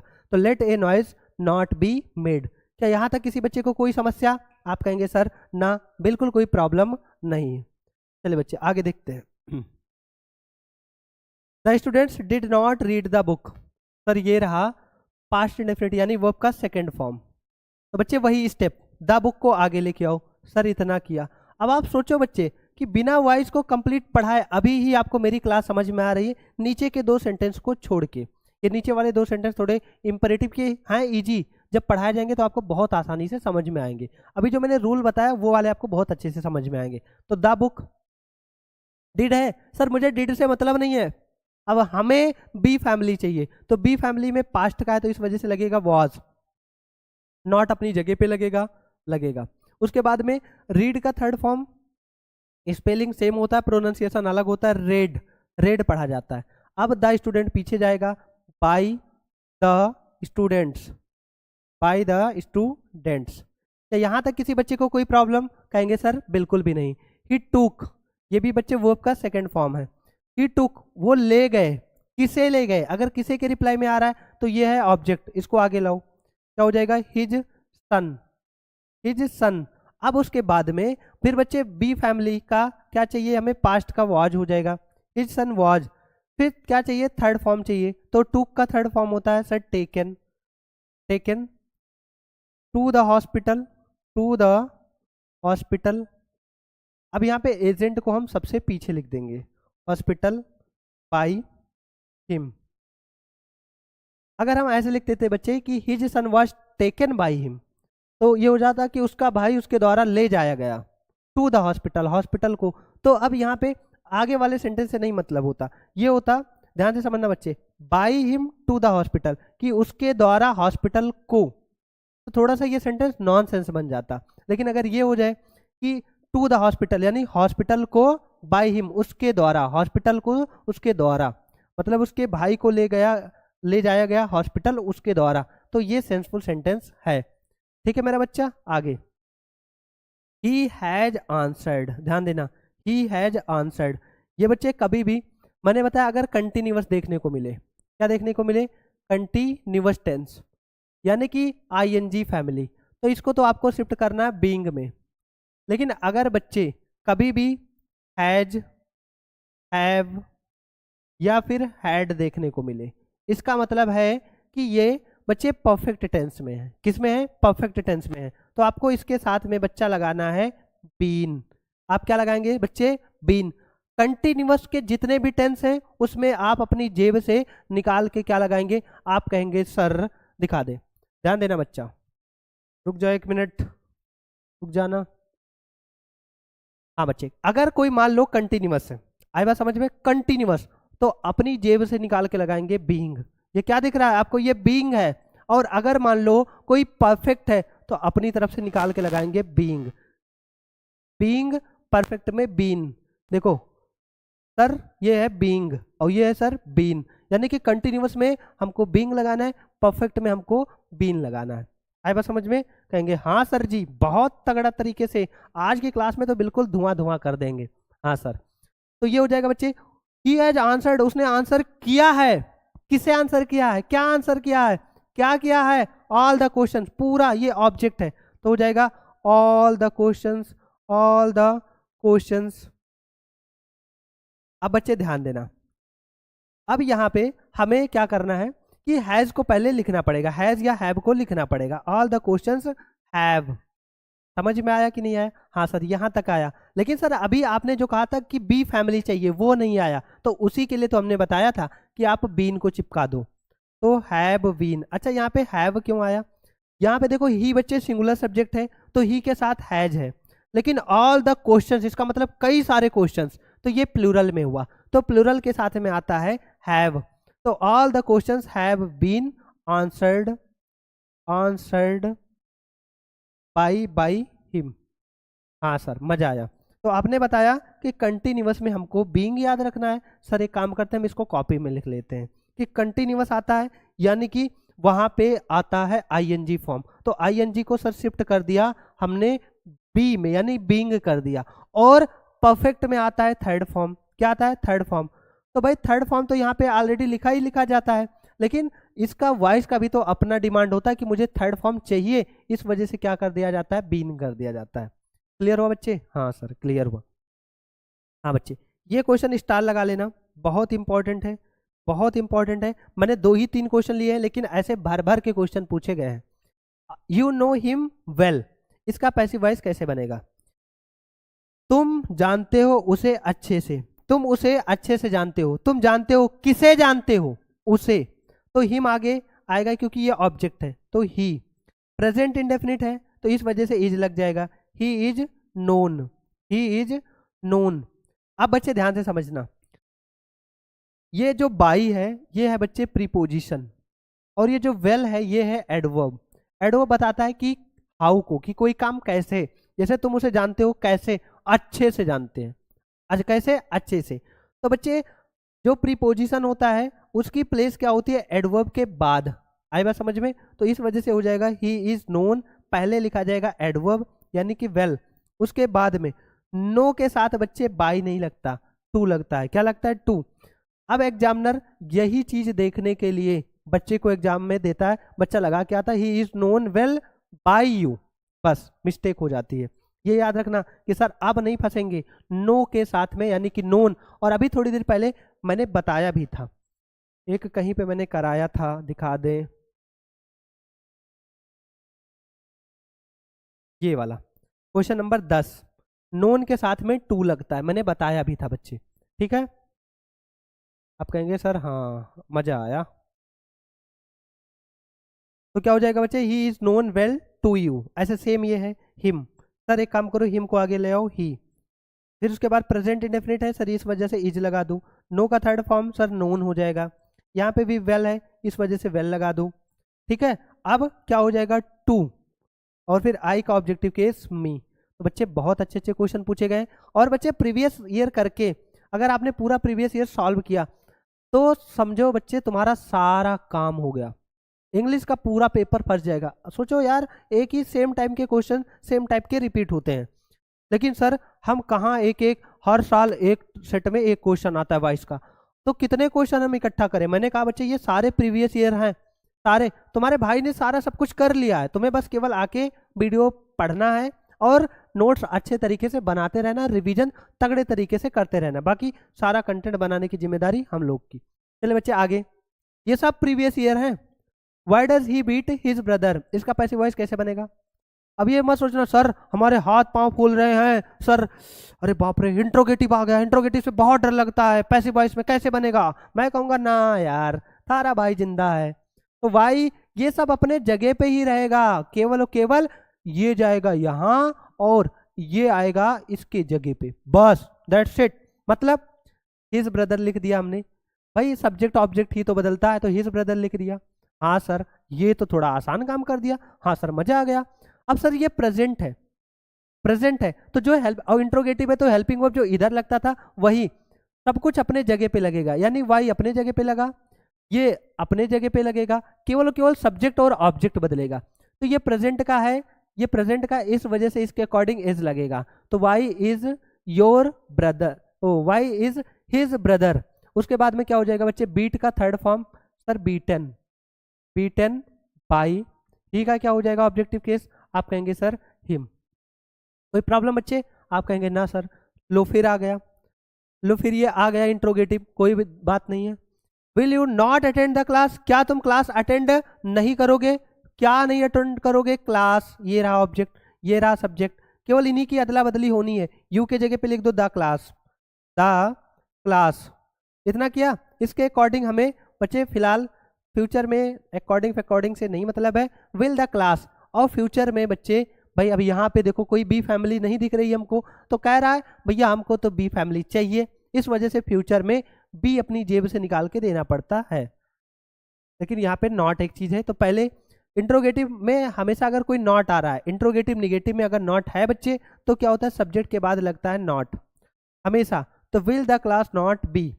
अटेंड का क्या हो जाएगा? Attended, attended, attended by you. समझ में आया कि नहीं आया?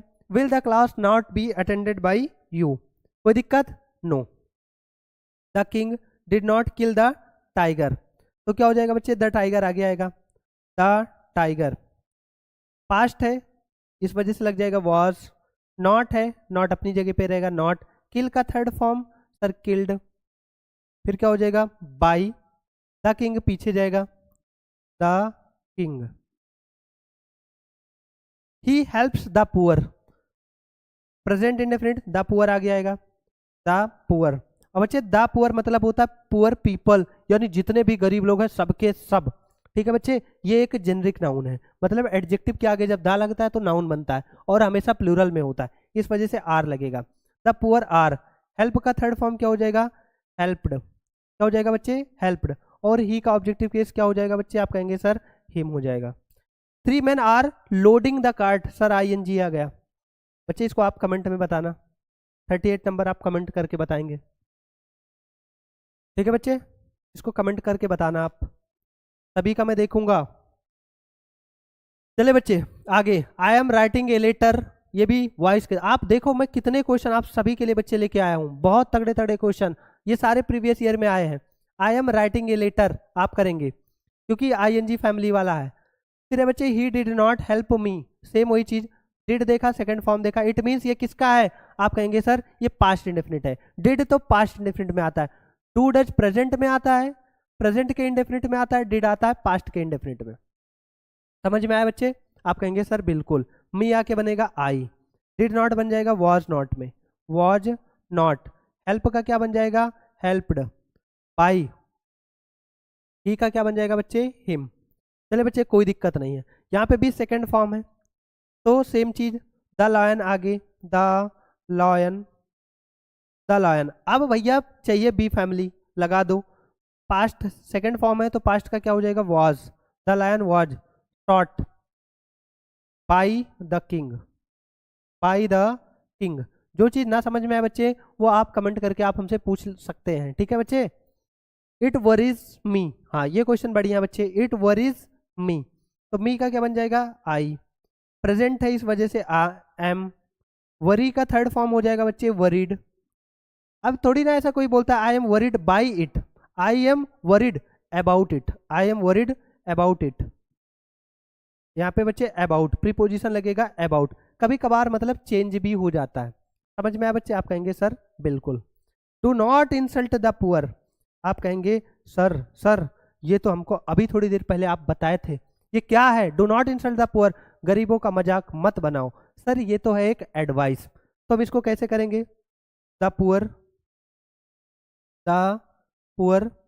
अब बच्चे ध्यान से समझना, ये एडवाइस है तो इस वजह से शुड और नॉट हमेशा हेल्पिंग वर्ब के बाद आता है, तो should not be, should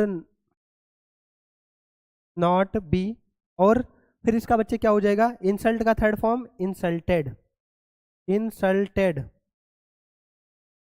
the poor should not be insulted. हाँ बच्चे, अब वॉइस के क्वेश्चन आपके ये खत्म हुए, ठीक है। तो आपको याद रखना ये सबसे ज्यादा ये नो वाला पूछा जाता है, बाकी किसी भी टेंस के पूछे जा सकते हैं, इसमें कोई फिक्स बात नहीं है कि केवल यही आएगा। तो वॉइस का क्वेश्चन सभी का हो गया, ठीक है बच्चे। अब अगर आप चाहें तो एक आध मिनट का पॉज लेके फिर पढ़ें, ठीक है बच्चे।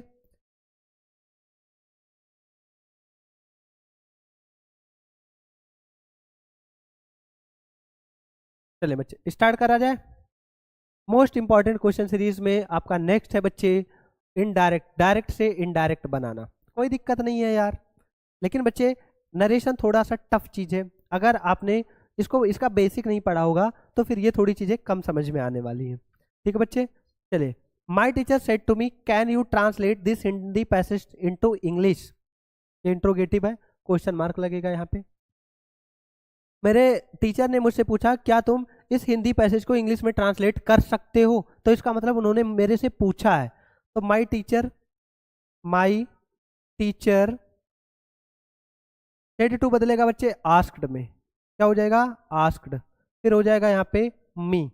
और यहाँ पे बच्चे जब कभी भी इंट्रोगेटिव में यस नो टाइप हो, यस नो टाइप मतलब किसी हेल्पिंग वर्ब से स्टार्ट हो रहा हो, जैसे क्या तुम इसको हिंदी से इंग्लिश में ट्रांसलेट कर सकते हो, क्या तुम कर सकते हो, तो जवाब आएगा या तो हाँ या तो आएगा ना। आए बात समझ में? तो इस तरह से। और बच्चे वैसे कहा जाए तो इसकी पहचान के लिए ये हेल्पिंग वर्ब से स्टार्ट होता है। तो इस केस में इसके लिए, इसको हटाने के लिए हम लगाएंगे इफ। इफ अब ये इंट्रोगेटिव के स्ट्रक्चर में लिखा है, लेकिन सर मेरे को इससे तो मतलब ही नहीं है। यहाँ पे सर मैं लगाऊंगा, मतलब यू को पहले लिखूंगा, मतलब कि हमें असर्टिव का स्ट्रक्चर देना है। तो यू सेकंड पर्सन है, तो प्रोनाउन का चेंज है। प्रोनाउन चेंज का रूल होता है बच्चे SON रूल होता है, सभी को पता है कि फर्स्ट पर्सन होता है सब्जेक्ट के अकॉर्डिंग, सेकंड पर्सन होता है ऑब्जेक्ट के अकॉर्डिंग, और थर्ड पर्सन में N फॉर नो चेंज, ये याद रखना है। तो यानी यहाँ पे जो यू लिखा है ये बदलेगा मी के अकॉर्डिंग। तो यहाँ पे भाई अब मी तो नहीं आएगा, ध्यान से समझना, लेकिन मी के ही फैमिली का कोई आएगा। अब मी ऑब्जेक्टिव केस में लिखा है, किस में लिखा है? ऑब्जेक्टिव केस में लिखा है, लेकिन यहाँ पे हमें लिखना है बच्चे सब्जेक्टिव केस। ये याद रखना है कि पर्सन बदलेगा, जैसे सेकंड पर्सन से बदल के यहाँ भी फर्स्ट पर्सन लिखा जाएगा, यानी कि पर्सन बदलेगा, केस नहीं, ये याद रखना है। तो यू बदलेगा मी के अकॉर्डिंग, बट मी का सब्जेक्टिव केस यानी कि आई लिखा जाएगा। समझ में आया? आप कहेंगे सर बिल्कुल। अब कैन का पास्ट, कैन को बदला जाता है कुड में। नरेशन में बस केवल और केवल चीजें बच्चे बदली ही जाती हैं।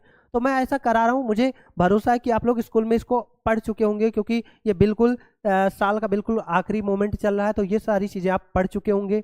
इस वजह से बच्चे मैं ऐसा करा रहा हूँ। अगर फिर भी आपको कोई प्रॉब्लम होती है तो आप कहिएगा कि सर मुझे चाहिए नरेशन की वीडियो, मैं कंप्लीट नरेशन पढ़ा दूंगा।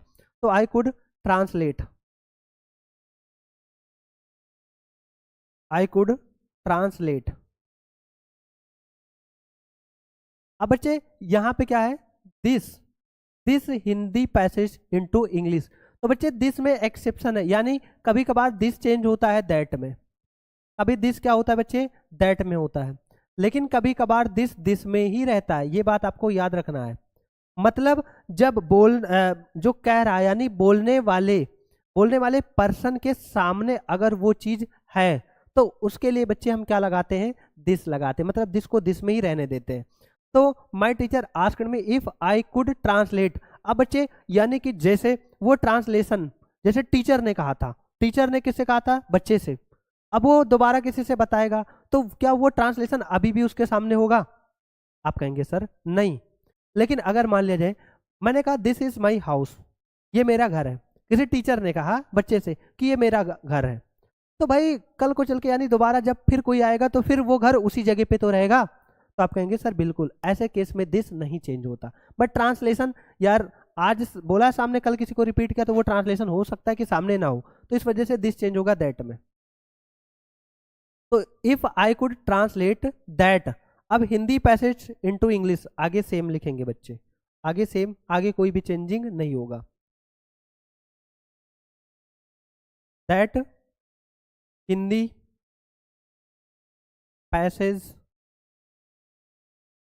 Passage into English. अब बच्चे इतना देख के तुम्हें, इतना बड़ा देख के डरना नहीं है, देखो इतना बड़ा दिख रहा था और केवल यहीं तक का चेंज हुआ, बाकी तो सारी चीजें वैसे लिखी गई है ना, तो इसलिए बड़ा देख के कभी भी आपको डरने की जरूरत नहीं है। फिर my friend said to me please lend me your book today. मेरे दोस्त ने मुझसे कहा कृपया आज के लिए मुझे अपनी बुक उधार दे दो। आई बात समझ में? तो बच्चे वो प्लीज कह रहा है, मतलब रिक्वेस्ट कर रहा है, तो ये हो जाएगा, ये इंपरेटिव सेंटेंस है। तो माई फ्रेंड, अब सेड टू यहाँ पे बदलेगा बच्चे, इंपरेटिव है इसलिए बदलेगा यहाँ पे रिक्वेस्टेड में, रिक्वेस्टेड मी। अब प्लीज तो भाई इसी में इंक्लूड हो गया, समझो रिक्वेस्टेड में ही, तो ये हट गया। इसके जगह पे यहाँ पे इंपरेटिव में लगता है टू, इंपरेटिव सेंटेंस में टू। बताओ पढ़ा है कि नहीं पढ़ा? ना पढ़ा हो तो बताओ। तो बच्चे लग गया टू लैंड। मी है बच्चे फर्स्ट पर्सन का प्रोनाउन, मी क्या है? फर्स्ट पर्सन का प्रोनाउन। तो फर्स्ट पर्सन का प्रोनाउन किसके अकॉर्डिंग बदलेगा? सब्जेक्ट। तो ये रहा सब्जेक्ट कौन है? My friend. तो माई फ्रेंड के लिए एक प्रोनाउन यूज किया जाता है बच्चे ही। मतलब अगर कोई नहीं दिया गया है, कोई भी जैसे नहीं पता कि लड़का है कि लड़की है, तो मान लेते हैं कि वो लड़का है, मैस्कुलिन को प्रायोरिटी देते हैं। तो ये लिखा है बच्चे ही। क्या लिखा है? आप कहेंगे सर ही, लेकिन अब हम ही को यहाँ पे नहीं लिख सकते, क्योंकि बच्चे यहाँ पे कौन सा केस है? ऑब्जेक्टिव। तो ही का ऑब्जेक्टिव केस क्या हो जाएगा? हिम। समझ में आया? आप कहेंगे सर बिल्कुल। अब यहाँ पे योर यानी सेकंड पर्सन का प्रोनाउन है, तो सेकंड पर्सन का प्रोनाउन मी के अकॉर्डिंग चेंज होगा। तो बच्चे मी का पॉजिटिव केस, क्योंकि यहाँ पॉजिटिव केस है, तो मी का पॉजिटिव केस, ये पॉजिटिव केस नहीं चेंज होगा इसके अकॉर्डिंग, बट इसका पॉजिटिव केस लिखा जाएगा। तो मी का positive case my book. Today किस में चेंज हो जाएगा बच्चे? दैट डे में, दैट डे। आप कहेंगे सर बिल्कुल, हाँ बच्चे वॉइस थोड़ा आपको अच्छे से समझ में आया होगा, बट ये सारी चीजें इसमें हर वर्ड एक दूसरे वर्ड में चेंज होता है, तो इस वजह से ये अगर आप कंप्लीट नहीं पढ़े हैं तो आपको हो सकता है ये प्रॉब्लम क्रिएट करे। बट मेरा मोटिव था इस वीडियो में इंपॉर्टेंट क्वेश्चन कराना, क्योंकि आप लोग का डिमांड आ रहा था, तो मैंने सोचा यार करा दिया जाए। क्या हो जाएगा? He said to me I shall go to school. तो यहाँ पे केवल केवल कोई बात बताई जा रही है, तो सेड टू बदला जाएगा बच्चे टोल्ड में, ही टोल्ड मी। फिर यहाँ पे क्या लग जाएगा? आप कहेंगे sir that, he told me that. I first person है, फर्स्ट पर्सन किसके अकॉर्डिंग? सब्जेक्ट के अकॉर्डिंग, तो यानी आई किसको ध्यान में रख के बदला जाएगा? ही को ध्यान में रख के। आएगा समझ में? लेकिन यहाँ पे सब्जेक्टिव केस है, तो ही का भी सब्जेक्टिव केस ही लिखा जाएगा, तो ही ऑलरेडी सब्जेक्टिव केस में यहाँ पे लिखा गया, तो ही लिख दिया ही। और उसके बाद में बच्चे सैल गो है, ध्यान से समझना कभी भी, अब ये सैल है तो सैल को बदला जाएगा शुड में, ये याद रखना, should go to school, to school. अब बच्चे टुमारो जो है वो किस में चेंज होता है? द नेक्स्ट डे में, द नेक्स्ट डे या द फॉलोइंग डे में चेंज होता है। अब बच्चे और थोड़ा सा समझना, यहाँ पे क्या है कि उसने मुझसे कहा कि मैं कल स्कूल जाऊंगा। उसने, ध्यान से समझना, लॉजिक भी बता दे रहा हूं कि अगर ये ना समझ में आ रहा हो कि ऐसा क्यों हो रहा है तो सारा चीज बता दे रहा हूं, ध्यान से समझना। क्या बच्चे? एक मिनट रुक जाना।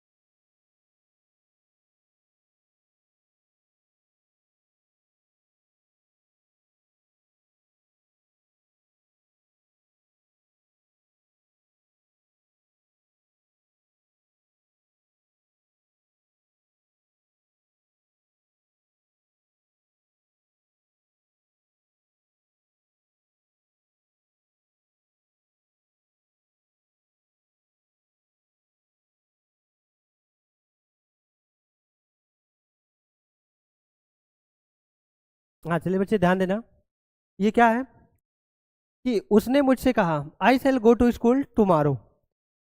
उसने मुझसे कहा कि मैं कल स्कूल जाऊंगा। अब इस बात को नरेशन में हमें अपनी तरीके से कहना है।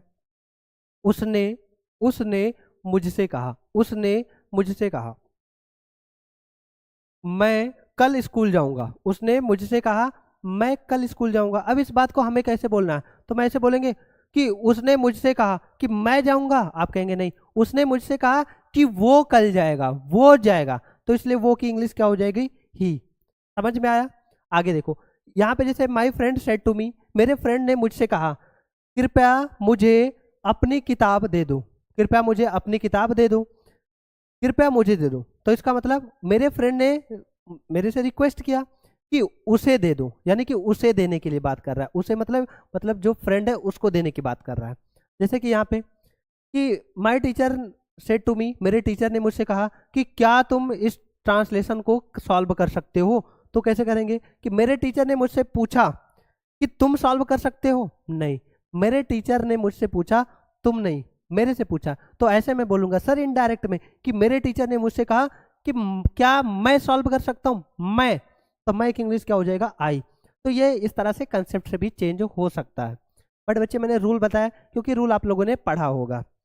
चलिए बच्चे आगे, यहाँ पे भी देखो व्हाट डिड है, तो इसका मतलब ये भी क्या है बच्चे? इंट्रोगेटिव है। तो इसको ऐसे करेंगे, the teacher the teacher said to बदला जाएगा आस्क्ड में, द टीचर आस्क्ड, प्रिंसिपल है यार, सॉरी,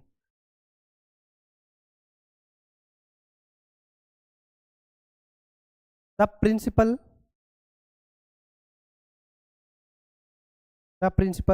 सेड टू बदला जाएगा आस्क्ड में, आस्क्ड द टीचर। और बच्चे अगर इंट्रोगेटिव में WH वर्ड दिया गया है तो इसी को इसके जगह पे लिख दिया जाता है, यानी इसी को कंजंक्शन बना दिया जाता है, व्हाट। अब ये कौन से टेंस में है? आप कहेंगे सर ये पास्ट इंडेफिनिट टेंस में। तो बच्चे पास्ट इंडेफिनिट किस में चेंज होता है? आप कहेंगे सर पास्ट परफेक्ट में चेंज होता है। तो यू है, यू बदला जाएगा किसके अकॉर्डिंग? टीचर के अकॉर्डिंग, ऑब्जेक्ट के अकॉर्डिंग, सेकंड पर्सन ऑब्जेक्ट के अकॉर्डिंग। अच्छा, ऐसे लॉजिक से देखते हैं कि प्रिंसिपल ने टीचर से कहा कि तुमने सुबह बच्चों को क्या पढ़ाया, तुमने सुबह अपने बच्चों को क्या पढ़ाया।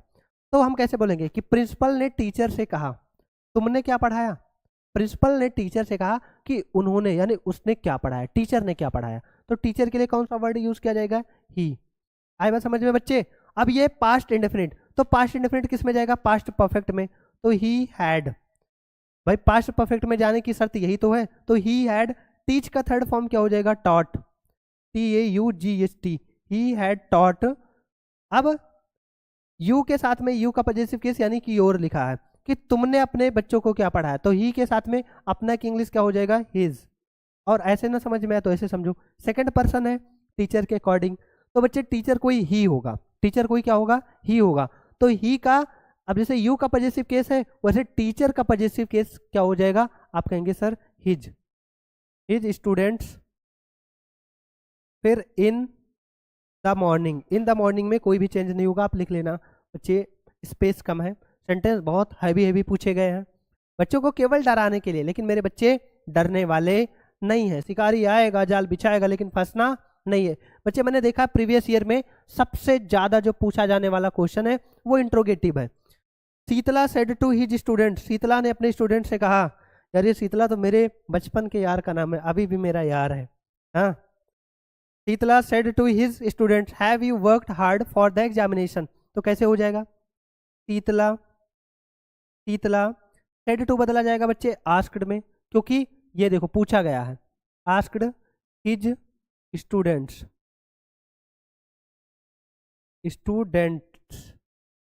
क्या घुस गया यार, स्टूडेंट्स। अब बच्चे मैंने बताया था कि अगर किसी हेल्पिंग वर्ब से स्टार्ट हो रहा हो तो आप कंजंक्शन किसको लगाएंगे? इफ को लगाएंगे। इसको मैं थोड़ा सा ऊपर कर दूं बच्चे, हाँ सर थोड़ा सा कर दीजिए अदरवाइज दिखाई नहीं पड़ेगा। ये लो बच्चे कर दिया, इफ लिखा। उसके बाद में अब ध्यान देना, ये बच्चे कौन से टेंस में लिखा? आप कहेंगे सर ये प्रेजेंट परफेक्ट में है। तो प्रेजेंट परफेक्ट किस में जाएगा? जैसे यहाँ पे बच्चे पास्ट इंडेफिनिट था तो पास्ट परफेक्ट में गया। आए बात समझ में?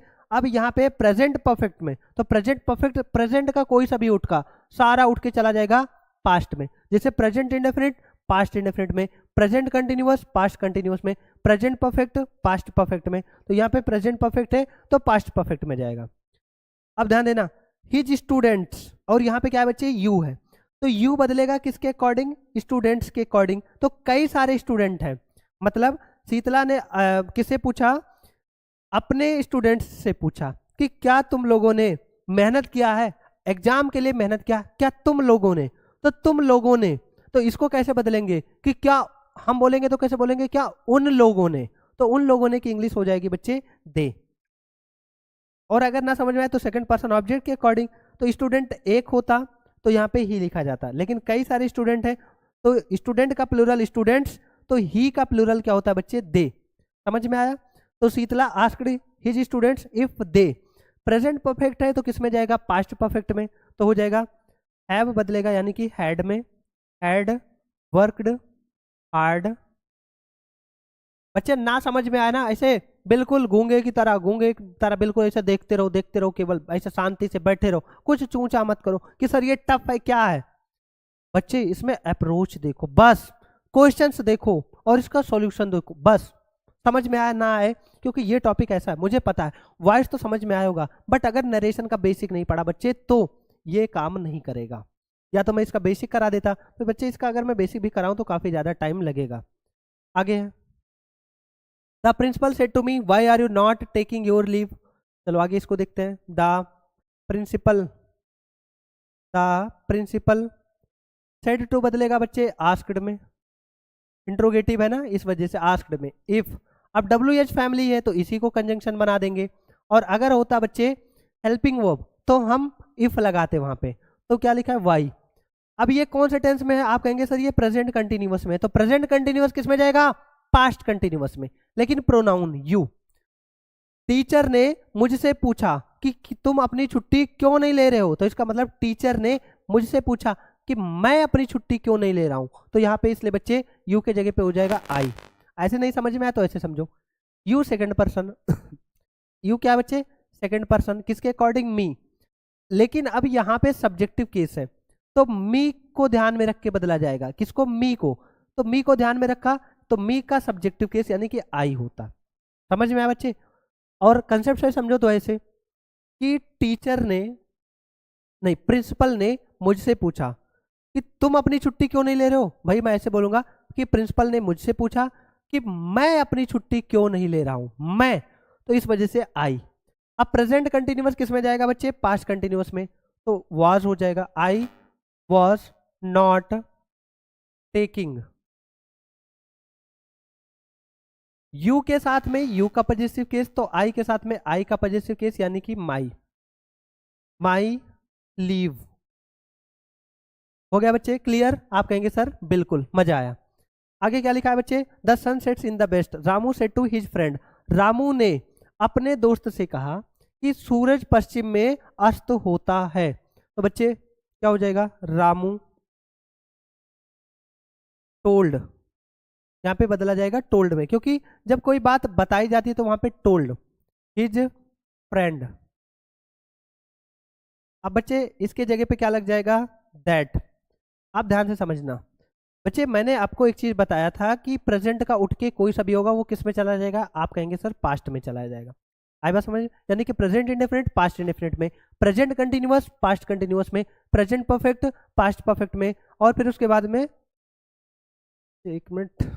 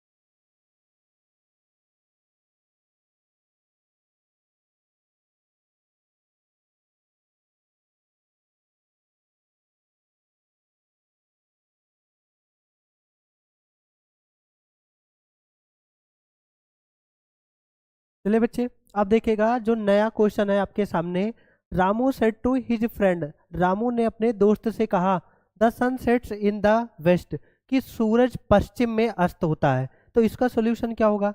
अब बच्चे हमने लिखा, आप सभी को पता है सेड टू बदलेगा टोल्ड में, Ramu told his friend, his friend. आप कहेंगे सर यहाँ तक कोई दिक्कत नहीं, अब दैट लगेगा। अब वैसे देखा जाए तो बच्चे ये प्रेजेंट इंडेफिनिट है तो जाना चाहिए पास्ट इंडेफिनिट में, लेकिन बच्चे जैसे पास्ट में भेजेंगे तो इसका मतलब क्या होगा कि मेरे दोस्त ने कहा कि सूरज पश्चिम में अस्त होता था, तो क्या अब नहीं अस्त होता है, भाई अभी भी अस्त होता है।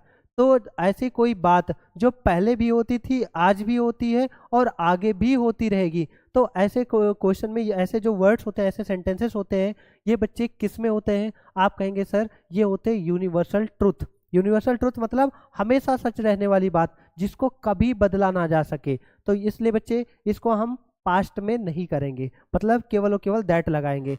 यूनिवर्सल ट्रुथ वाला बहुत इंपॉर्टेंट है, एग्जामिनर यहाँ से बच्चों को देता है फंसाने के लिए।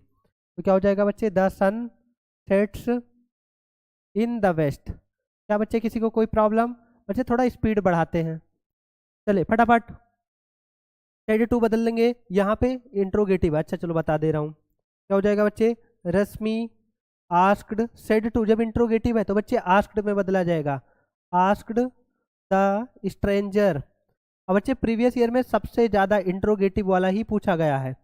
WH वर्ड है तो इसी को कंजंक्शन बनाया जाएगा। अगर ये किसी हेल्पिंग वर्ब से स्टार्ट हो रहा होता इंट्रोगेटिव तो इफ लगाते, लेकिन WH वर्ड है तो इसी को कंजंक्शन लगाएंगे, यानी कि व्हाट। अब देखो सिंपल प्रेजेंट किस में जाएगा बच्चे, सिंपल पास्ट में। तो योर किसके अकॉर्डिंग बदलेगा, स्ट्रेंजर के अकॉर्डिंग। तो स्ट्रेंजर मान लो कोई ही है, क्या है बच्चे, ही है, हमने एज्यूम किया, क्योंकि अभी इसका मैं पॉजिटिव केस बोलूंगा तो आपको समझ में नहीं आएगा, तो हमने ही एज्यूम किया। अब यहाँ पे ही का positive case second person object के अकॉर्डिंग यानी स्ट्रेंजर के अकॉर्डिंग, तो स्ट्रेंजर यानी कि ही, तो ही का पॉजिटिव केस क्या हो जाएगा बच्चे, हिज नेम। अब इज किस में जाएगा, वॉज में। ये बात स्पेशली ध्यान देना है कि इंट्रोगेटिव में क्या होता है, सब्जेक्ट के पहले हेल्पिंग वर्ब होता है, आए बात समझ में। और जब बच्चे इनडायरेक्ट बनाएंगे तब हम सब्जेक्ट के बाद हेल्पिंग वर्ब भेजेंगे। क्लियर है बच्चे। तो his name was and where do you live है, तो यू बच्चे फिर किसके अकॉर्डिंग बदलेगा, स्ट्रेंजर के अकॉर्डिंग। लेकिन अब यहाँ से समझो एक नया क्लॉज है, तो यू बदलेगा किसके, स्ट्रेंजर के अकॉर्डिंग, तो क्या हो जाएगा बच्चे, ही। तो वेयर ही, और प्रेजेंट इंडेफिनिट का ये इंट्रोगेटिव है, बट बच्चे अब ये बनेगा असर्टिव का स्ट्रक्चर, तो हो जाएगा where he lived, what his name was and where he lived. इस तरह से इसका सॉल्यूशन है। चल बच्चे फिर क्या है, द मदर आस्क्ड हर सन हो जाएगा, इसी को कंजंक्शन बना देंगे, यानी ये हो जाएगा वाई।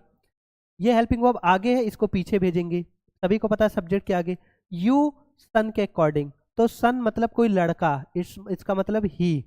अब आर पीछे जाएगा इसके सब्जेक्ट के, तो हो जाएगा वॉज, ही वॉज, क्योंकि प्रेजेंट कंटिन्यूअस किस में जाता है, पास्ट कंटिन्यूअस में, तो past continuous he was not paying attention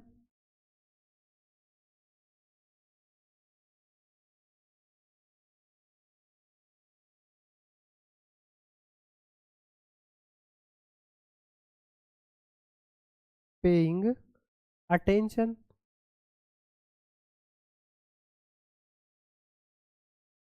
paying attention. अब टू बच्चे योर, क्या लिखा है, योर पजेसिव केस, तो सन मतलब ही, तो ही का पजेसिव केस बच्चे हिज बुक्स। अब दीज किस में बदलेगा, दोज में, दोज डेज। बच्चे बड़ा बड़ा सेंटेंस देखिए, ये बच्चों को फंसाता है। फिर बच्चे next question, is this way to the new parliament building a motorist asked the policeman. तो अब ये कैसे बदला जाएगा, यहाँ पे बच्चे कुछ हुआ नहीं है, बस रिपोर्टेड स्पीच को आगे लिख दिया, रिपोर्टिंग क्लॉज को पीछे लिख दिया, तो रिपोर्टिंग क्लॉज को हम आगे लेके आएंगे, यानी कि किसने किससे कहा, ए motorist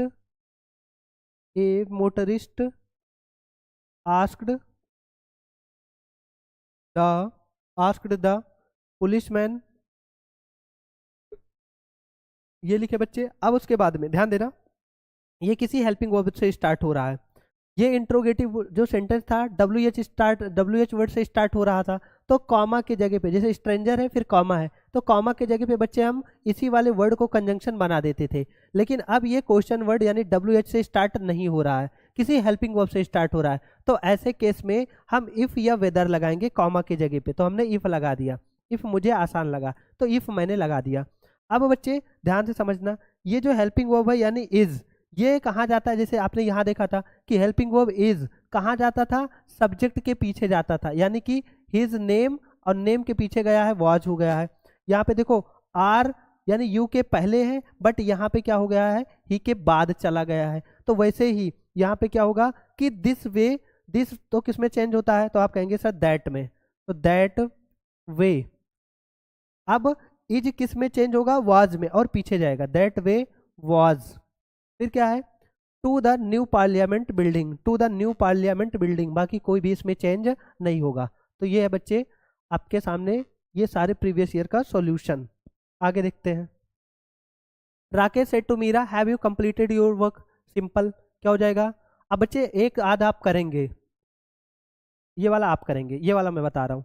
Sheila said to Rohit, ये प्रेजेंट परफेक्ट है बच्चे, पास्ट परफेक्ट में चला जाएगा, इसको आप आराम से कर ले जाएंगे। Sheela said to Rohit do you want to continue your studies, तो हो जाएगा बच्चे इसका शीला, शीला आस्क्ड रोहित, शीला आस्क्ड रोहित। ये फिर कोई हेल्पिंग वर्ब है, प्रेजेंट इंडेफिनिट टेंस का ये हेल्पिंग वर्ब है, इसलिए बच्चे हेल्पिंग वर्ब से स्टार्ट हो रहा है। इफ यू किसके अकॉर्डिंग बदलेगा, सेकंड पर्सन ऑब्जेक्ट के अकॉर्डिंग, रोहित कोई लड़का है तो ही। अब ध्यान से समझना बच्चे, ये इंट्रोगेटिव का स्ट्रक्चर है, बट अब मुझे असर्टिव का स्ट्रक्चर देना है, तो प्रेजेंट इंडेफिनिट में अगर जब बदलाव होगा तो हो जाएगा पास्ट इंडेफिनिट, तो पास्ट इंडेफिनिट के असर्टिव में सेकंड फॉर्म लगता है, तो ही वांट का हो जाएगा बच्चे wanted, he wanted to continue, continue your second person किसके अकॉर्डिंग, रोहित के अकॉर्डिंग, लेकिन पॉजिटिव केस, तो रोहित कोई लड़का है यानी कि ही है, तो ही का पॉजिटिव केस क्या हो जाएगा बच्चे, हिज स्टडीज। ठीक है बच्चे, तो नरेशन एक ऐसी चीज है बच्चे, नरेशन एक ऐसी चीज है कि अगर आपने नरेशन कंप्लीट नहीं पढ़ा है तो डायरेक्टली आके प्रीवियस ईयर सॉल्व करने में आपको प्रॉब्लम होगी। चलिए बच्चे, ये वही वाला है, WH वाला है, WH वाला, आप इसको देख के करिएगा अभी जो मैंने आपको पीछे बताया था। चलिए बच्चे आगे क्या है, पंक्चुएट द फॉलोइंग, पंक्चुएशन का क्वेश्चन है जो कि हर बार पूछा जाता है। पंक्चुएशन मतलब होता है बच्चे कॉमा लगाना, है ना। कोई लेटर स्मॉल है और रिक्वायरमेंट यानी जरूरत है कि उसको कैपिटल बनाने की, तो उसको कैपिटल बनाना, क्वेश्चन मार्क लगाना, डबल इन्वर्टेड कॉमा लगाना, मतलब कि यहाँ पे चिन्हों का खेल है सारा। तो इसको बच्चे कैसे करेंगे, द, किसी भी सेंटेंस का पहला लेटर कैपिटल में होता तो हो जाएगा द टीचर। अब सेड टू द स्टूडेंट जैसे हमने देखा तो हमें तुरंत पता चला कि ये तो सर नरेशन टाइप का है। बच्चे सबसे ज्यादा नरेशन टाइप का ही क्वेश्चन पूछा जाता है पंक्चुएशन में, इसलिए मैं हमेशा कहता हूं कि मान लो कि नरेशन 4 नंबर का आता है एग्जाम में, तो क्या हो जाएगा, द टीचर सेड टू। अब यहाँ सेड टू को टोल्ड में मत बदलना, ये पंक्चुएशन है, कॉमा लगाना है केवल, तो said to the students, said to the students, ये क्या बच्चे, अब हम सभी को पता है कि ये हो गया रिपोर्टिंग क्लॉज, तो रिपोर्टिंग क्लॉज के बगल में छोटा सा कॉमा लगाते थे, फिर उसके बाद रिपोर्टेड स्पीच में भी कॉमा लगाते थे लेकिन डबल इन्वर्टेड कॉमा। जो बात कही थी यही तो कहा था, do not plug the flower, तो ये हो जाएगा डबल इन्वर्टेड कॉमा के अंदर, do not plug the flowers, यानी कि ये नरेशन का ही सबसे ज्यादा पूछा जाता है।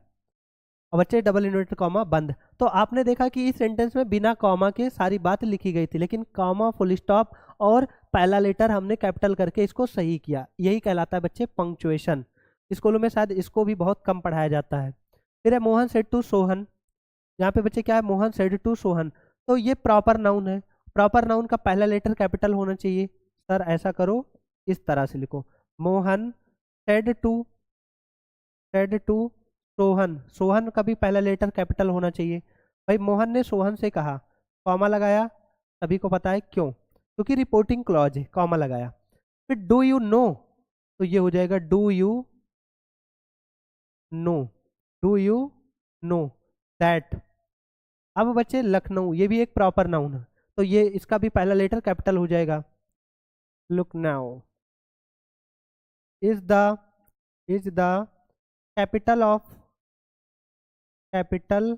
ऑफ, फिर प्रॉपर नाउन है, दोनों का पहला लेटर क्या हो जाएगा बच्चे, कैपिटल में हो जाएगा, यानी कि उत्तर प्रदेश। बस बच्चे, और इसमें कुछ नहीं करना होता, बस केवल कॉमा यही सब देखना होता है। लेकिन बच्चे हाँ ध्यान देना, एक चीज है कि डू यू नो यानी कि इंट्रोगेटिव है, कि क्या तुम्हें पता है, क्या तुम जानते हो, ये इंट्रोगेटिव है, इस वजह से बच्चे हमें क्वेश्चन मार्क लगा के फिर कॉमा लगाना है। ऐसे सेम ये है, the teacher said to me, तो ये हो जाएगा बच्चे वही, पहला लेटर कैपिटल में, मी के पास कॉमा लग जाएगा, यहाँ पे डबल इन्वर्टेड कॉमा लगेगा, एच कैपिटल।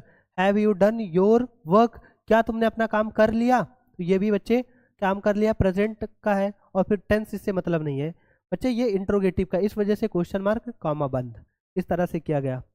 हाँ ये बच्चे क्वेश्चन सबसे तगड़ा है, ये वाला क्वेश्चन, ये बच्चे क्या है, Priya the director of an English school in Dehradun said to the teacher do not come late. हाँ बच्चे ये नरेशन का ही है, लेकिन नरेशन टाइप का ही है, बट ये थोड़ा सा लॉजिकल है, तो क्या हो जाएगा बच्चे, ध्यान देना, प्रिया जब बच्चे नाम के जस्ट बगल में, नाम के जस्ट बगल में उसकी पहचान लिखी जाए कि प्रिया, कौन सी प्रिया, तो आप कहेंगे the director of an English school. जैसे हम कहें महात्मा गांधी, महात्मा गांधी, कौन महात्मा गांधी, तो आप कहेंगे the father of the nation. ऐसे महात्मा गांधी, कौन से Mahatma Gandhi, the father of the nation, तो महात्मा गांधी के बगल में कॉमा, फिर the father of the nation, इस तरह से लिखना होता है। तो इसे प्रिया, कौन सी प्रिया, कॉमा लगाएंगे। The director, the director of an English, पहला लेटर कैपिटल में रहेगा बच्चे। ये क्वेश्चन अच्छा पूछा है थोड़ा सा। एन इंग्लिश स्कूल, फिर उसके बाद में इन देहरादून। अब बच्चे Priya the director of an English school in Dehradun, ये लिखा, ये इसकी पहचान है। हाँ, आप कहेंगे सर इतना समझ में आया। अब बच्चे यहाँ पे कॉमा लगाएंगे, क्यों? क्योंकि इसकी पहचान यही थी, the director of an English school in Dehradun. इस नाम की यानी प्रिया की ये पहचान है, तो नाउन के बगल में उसकी कोई पहचान, स्पेसिफिक आइडेंटिफिकेशन लिखना कहलाता है नॉमिनेटिव एब्सोल्यूट। क्या कहलाता है? Nominative absolute. ठीक है बच्चे, तो ये कॉमा लगाया। फिर उसके बाद सेड टू द टीचर्स। अब यहाँ पे रिपोर्टिंग क्लॉज खत्म होता है, इस वजह से यहाँ कॉमा लगेगा, फिर double inverted comma start, do not come late, फिर आप इसको कैपिटल करेंगे ऐसे, देर से मत आओ, वही लिख देंगे डू नॉट कम लेट। फिर बच्चे ये वाला क्वेश्चन आप इलाहाबाद में ए कैपिटल कर लेना। ये एक सिंपल सा सेंटेंस है। क्या बच्चे? आई एम एन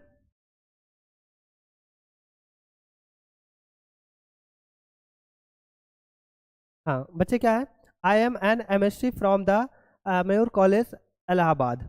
तो M capital, C capital, Allahabad में ए कैपिटल, यानी ये नाम है, इस वजह से पहला लेटर कैपिटल होगा।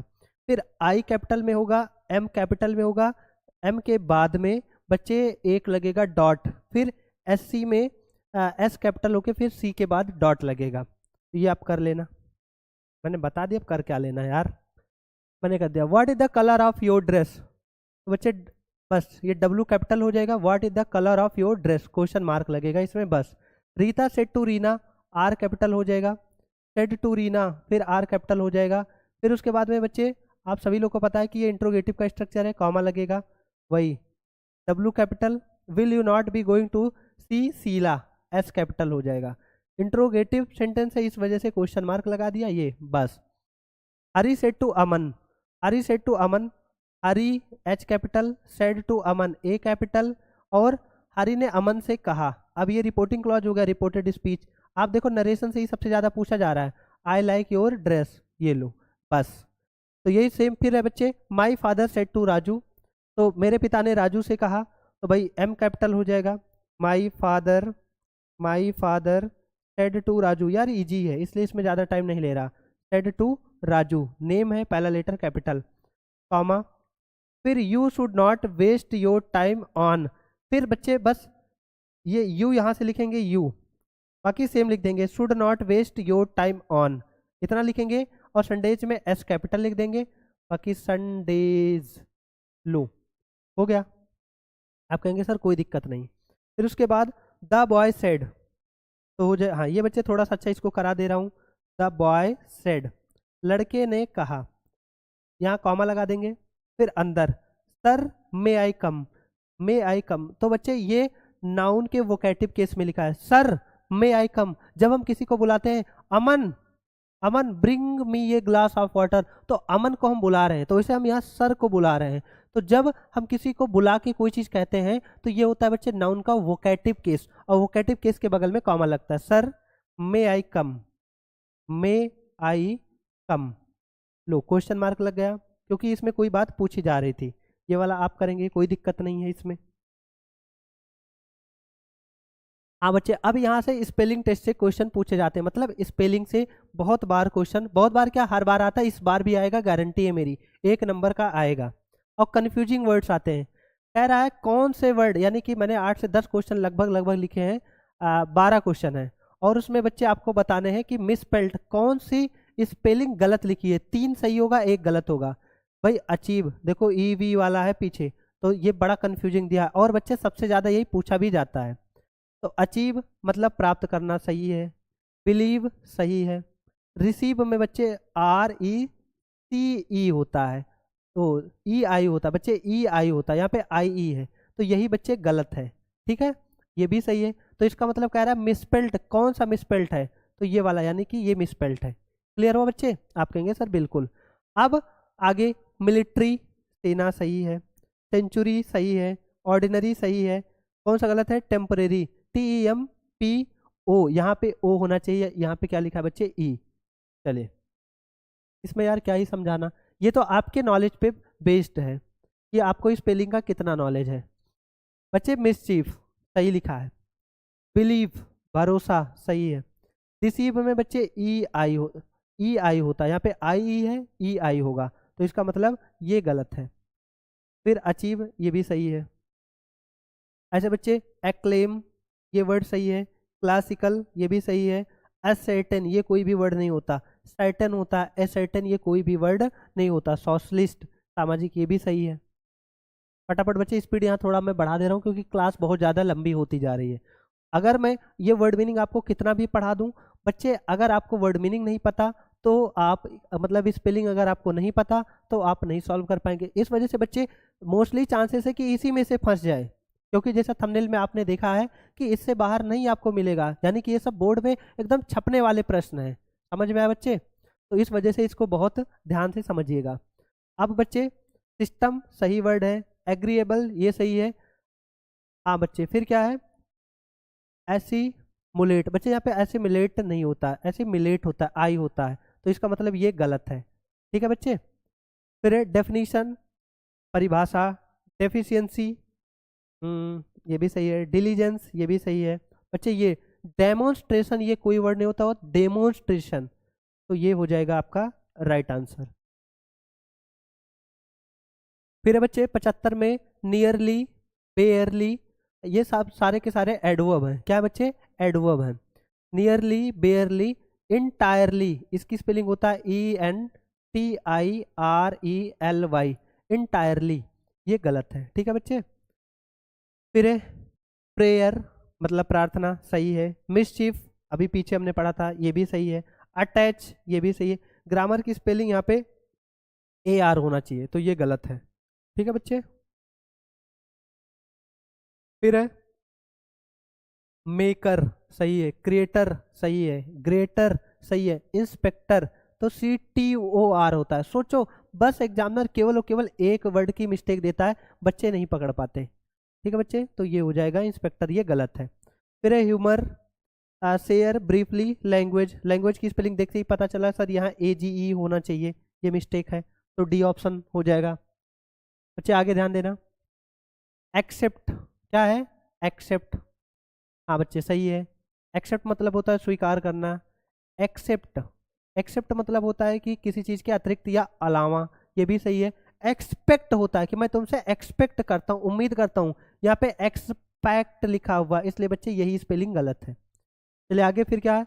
पहले ही देखा तो सर इम्पॉर्टेंट होता है, TANT होता है, तो सर ये गलत है। ठीक है, तो बच्चे 80 क्वेश्चन ये और 2 क्वेश्चन का स्पेलिंग मतलब ये नंबरिंग का मिस्टेक हुआ था।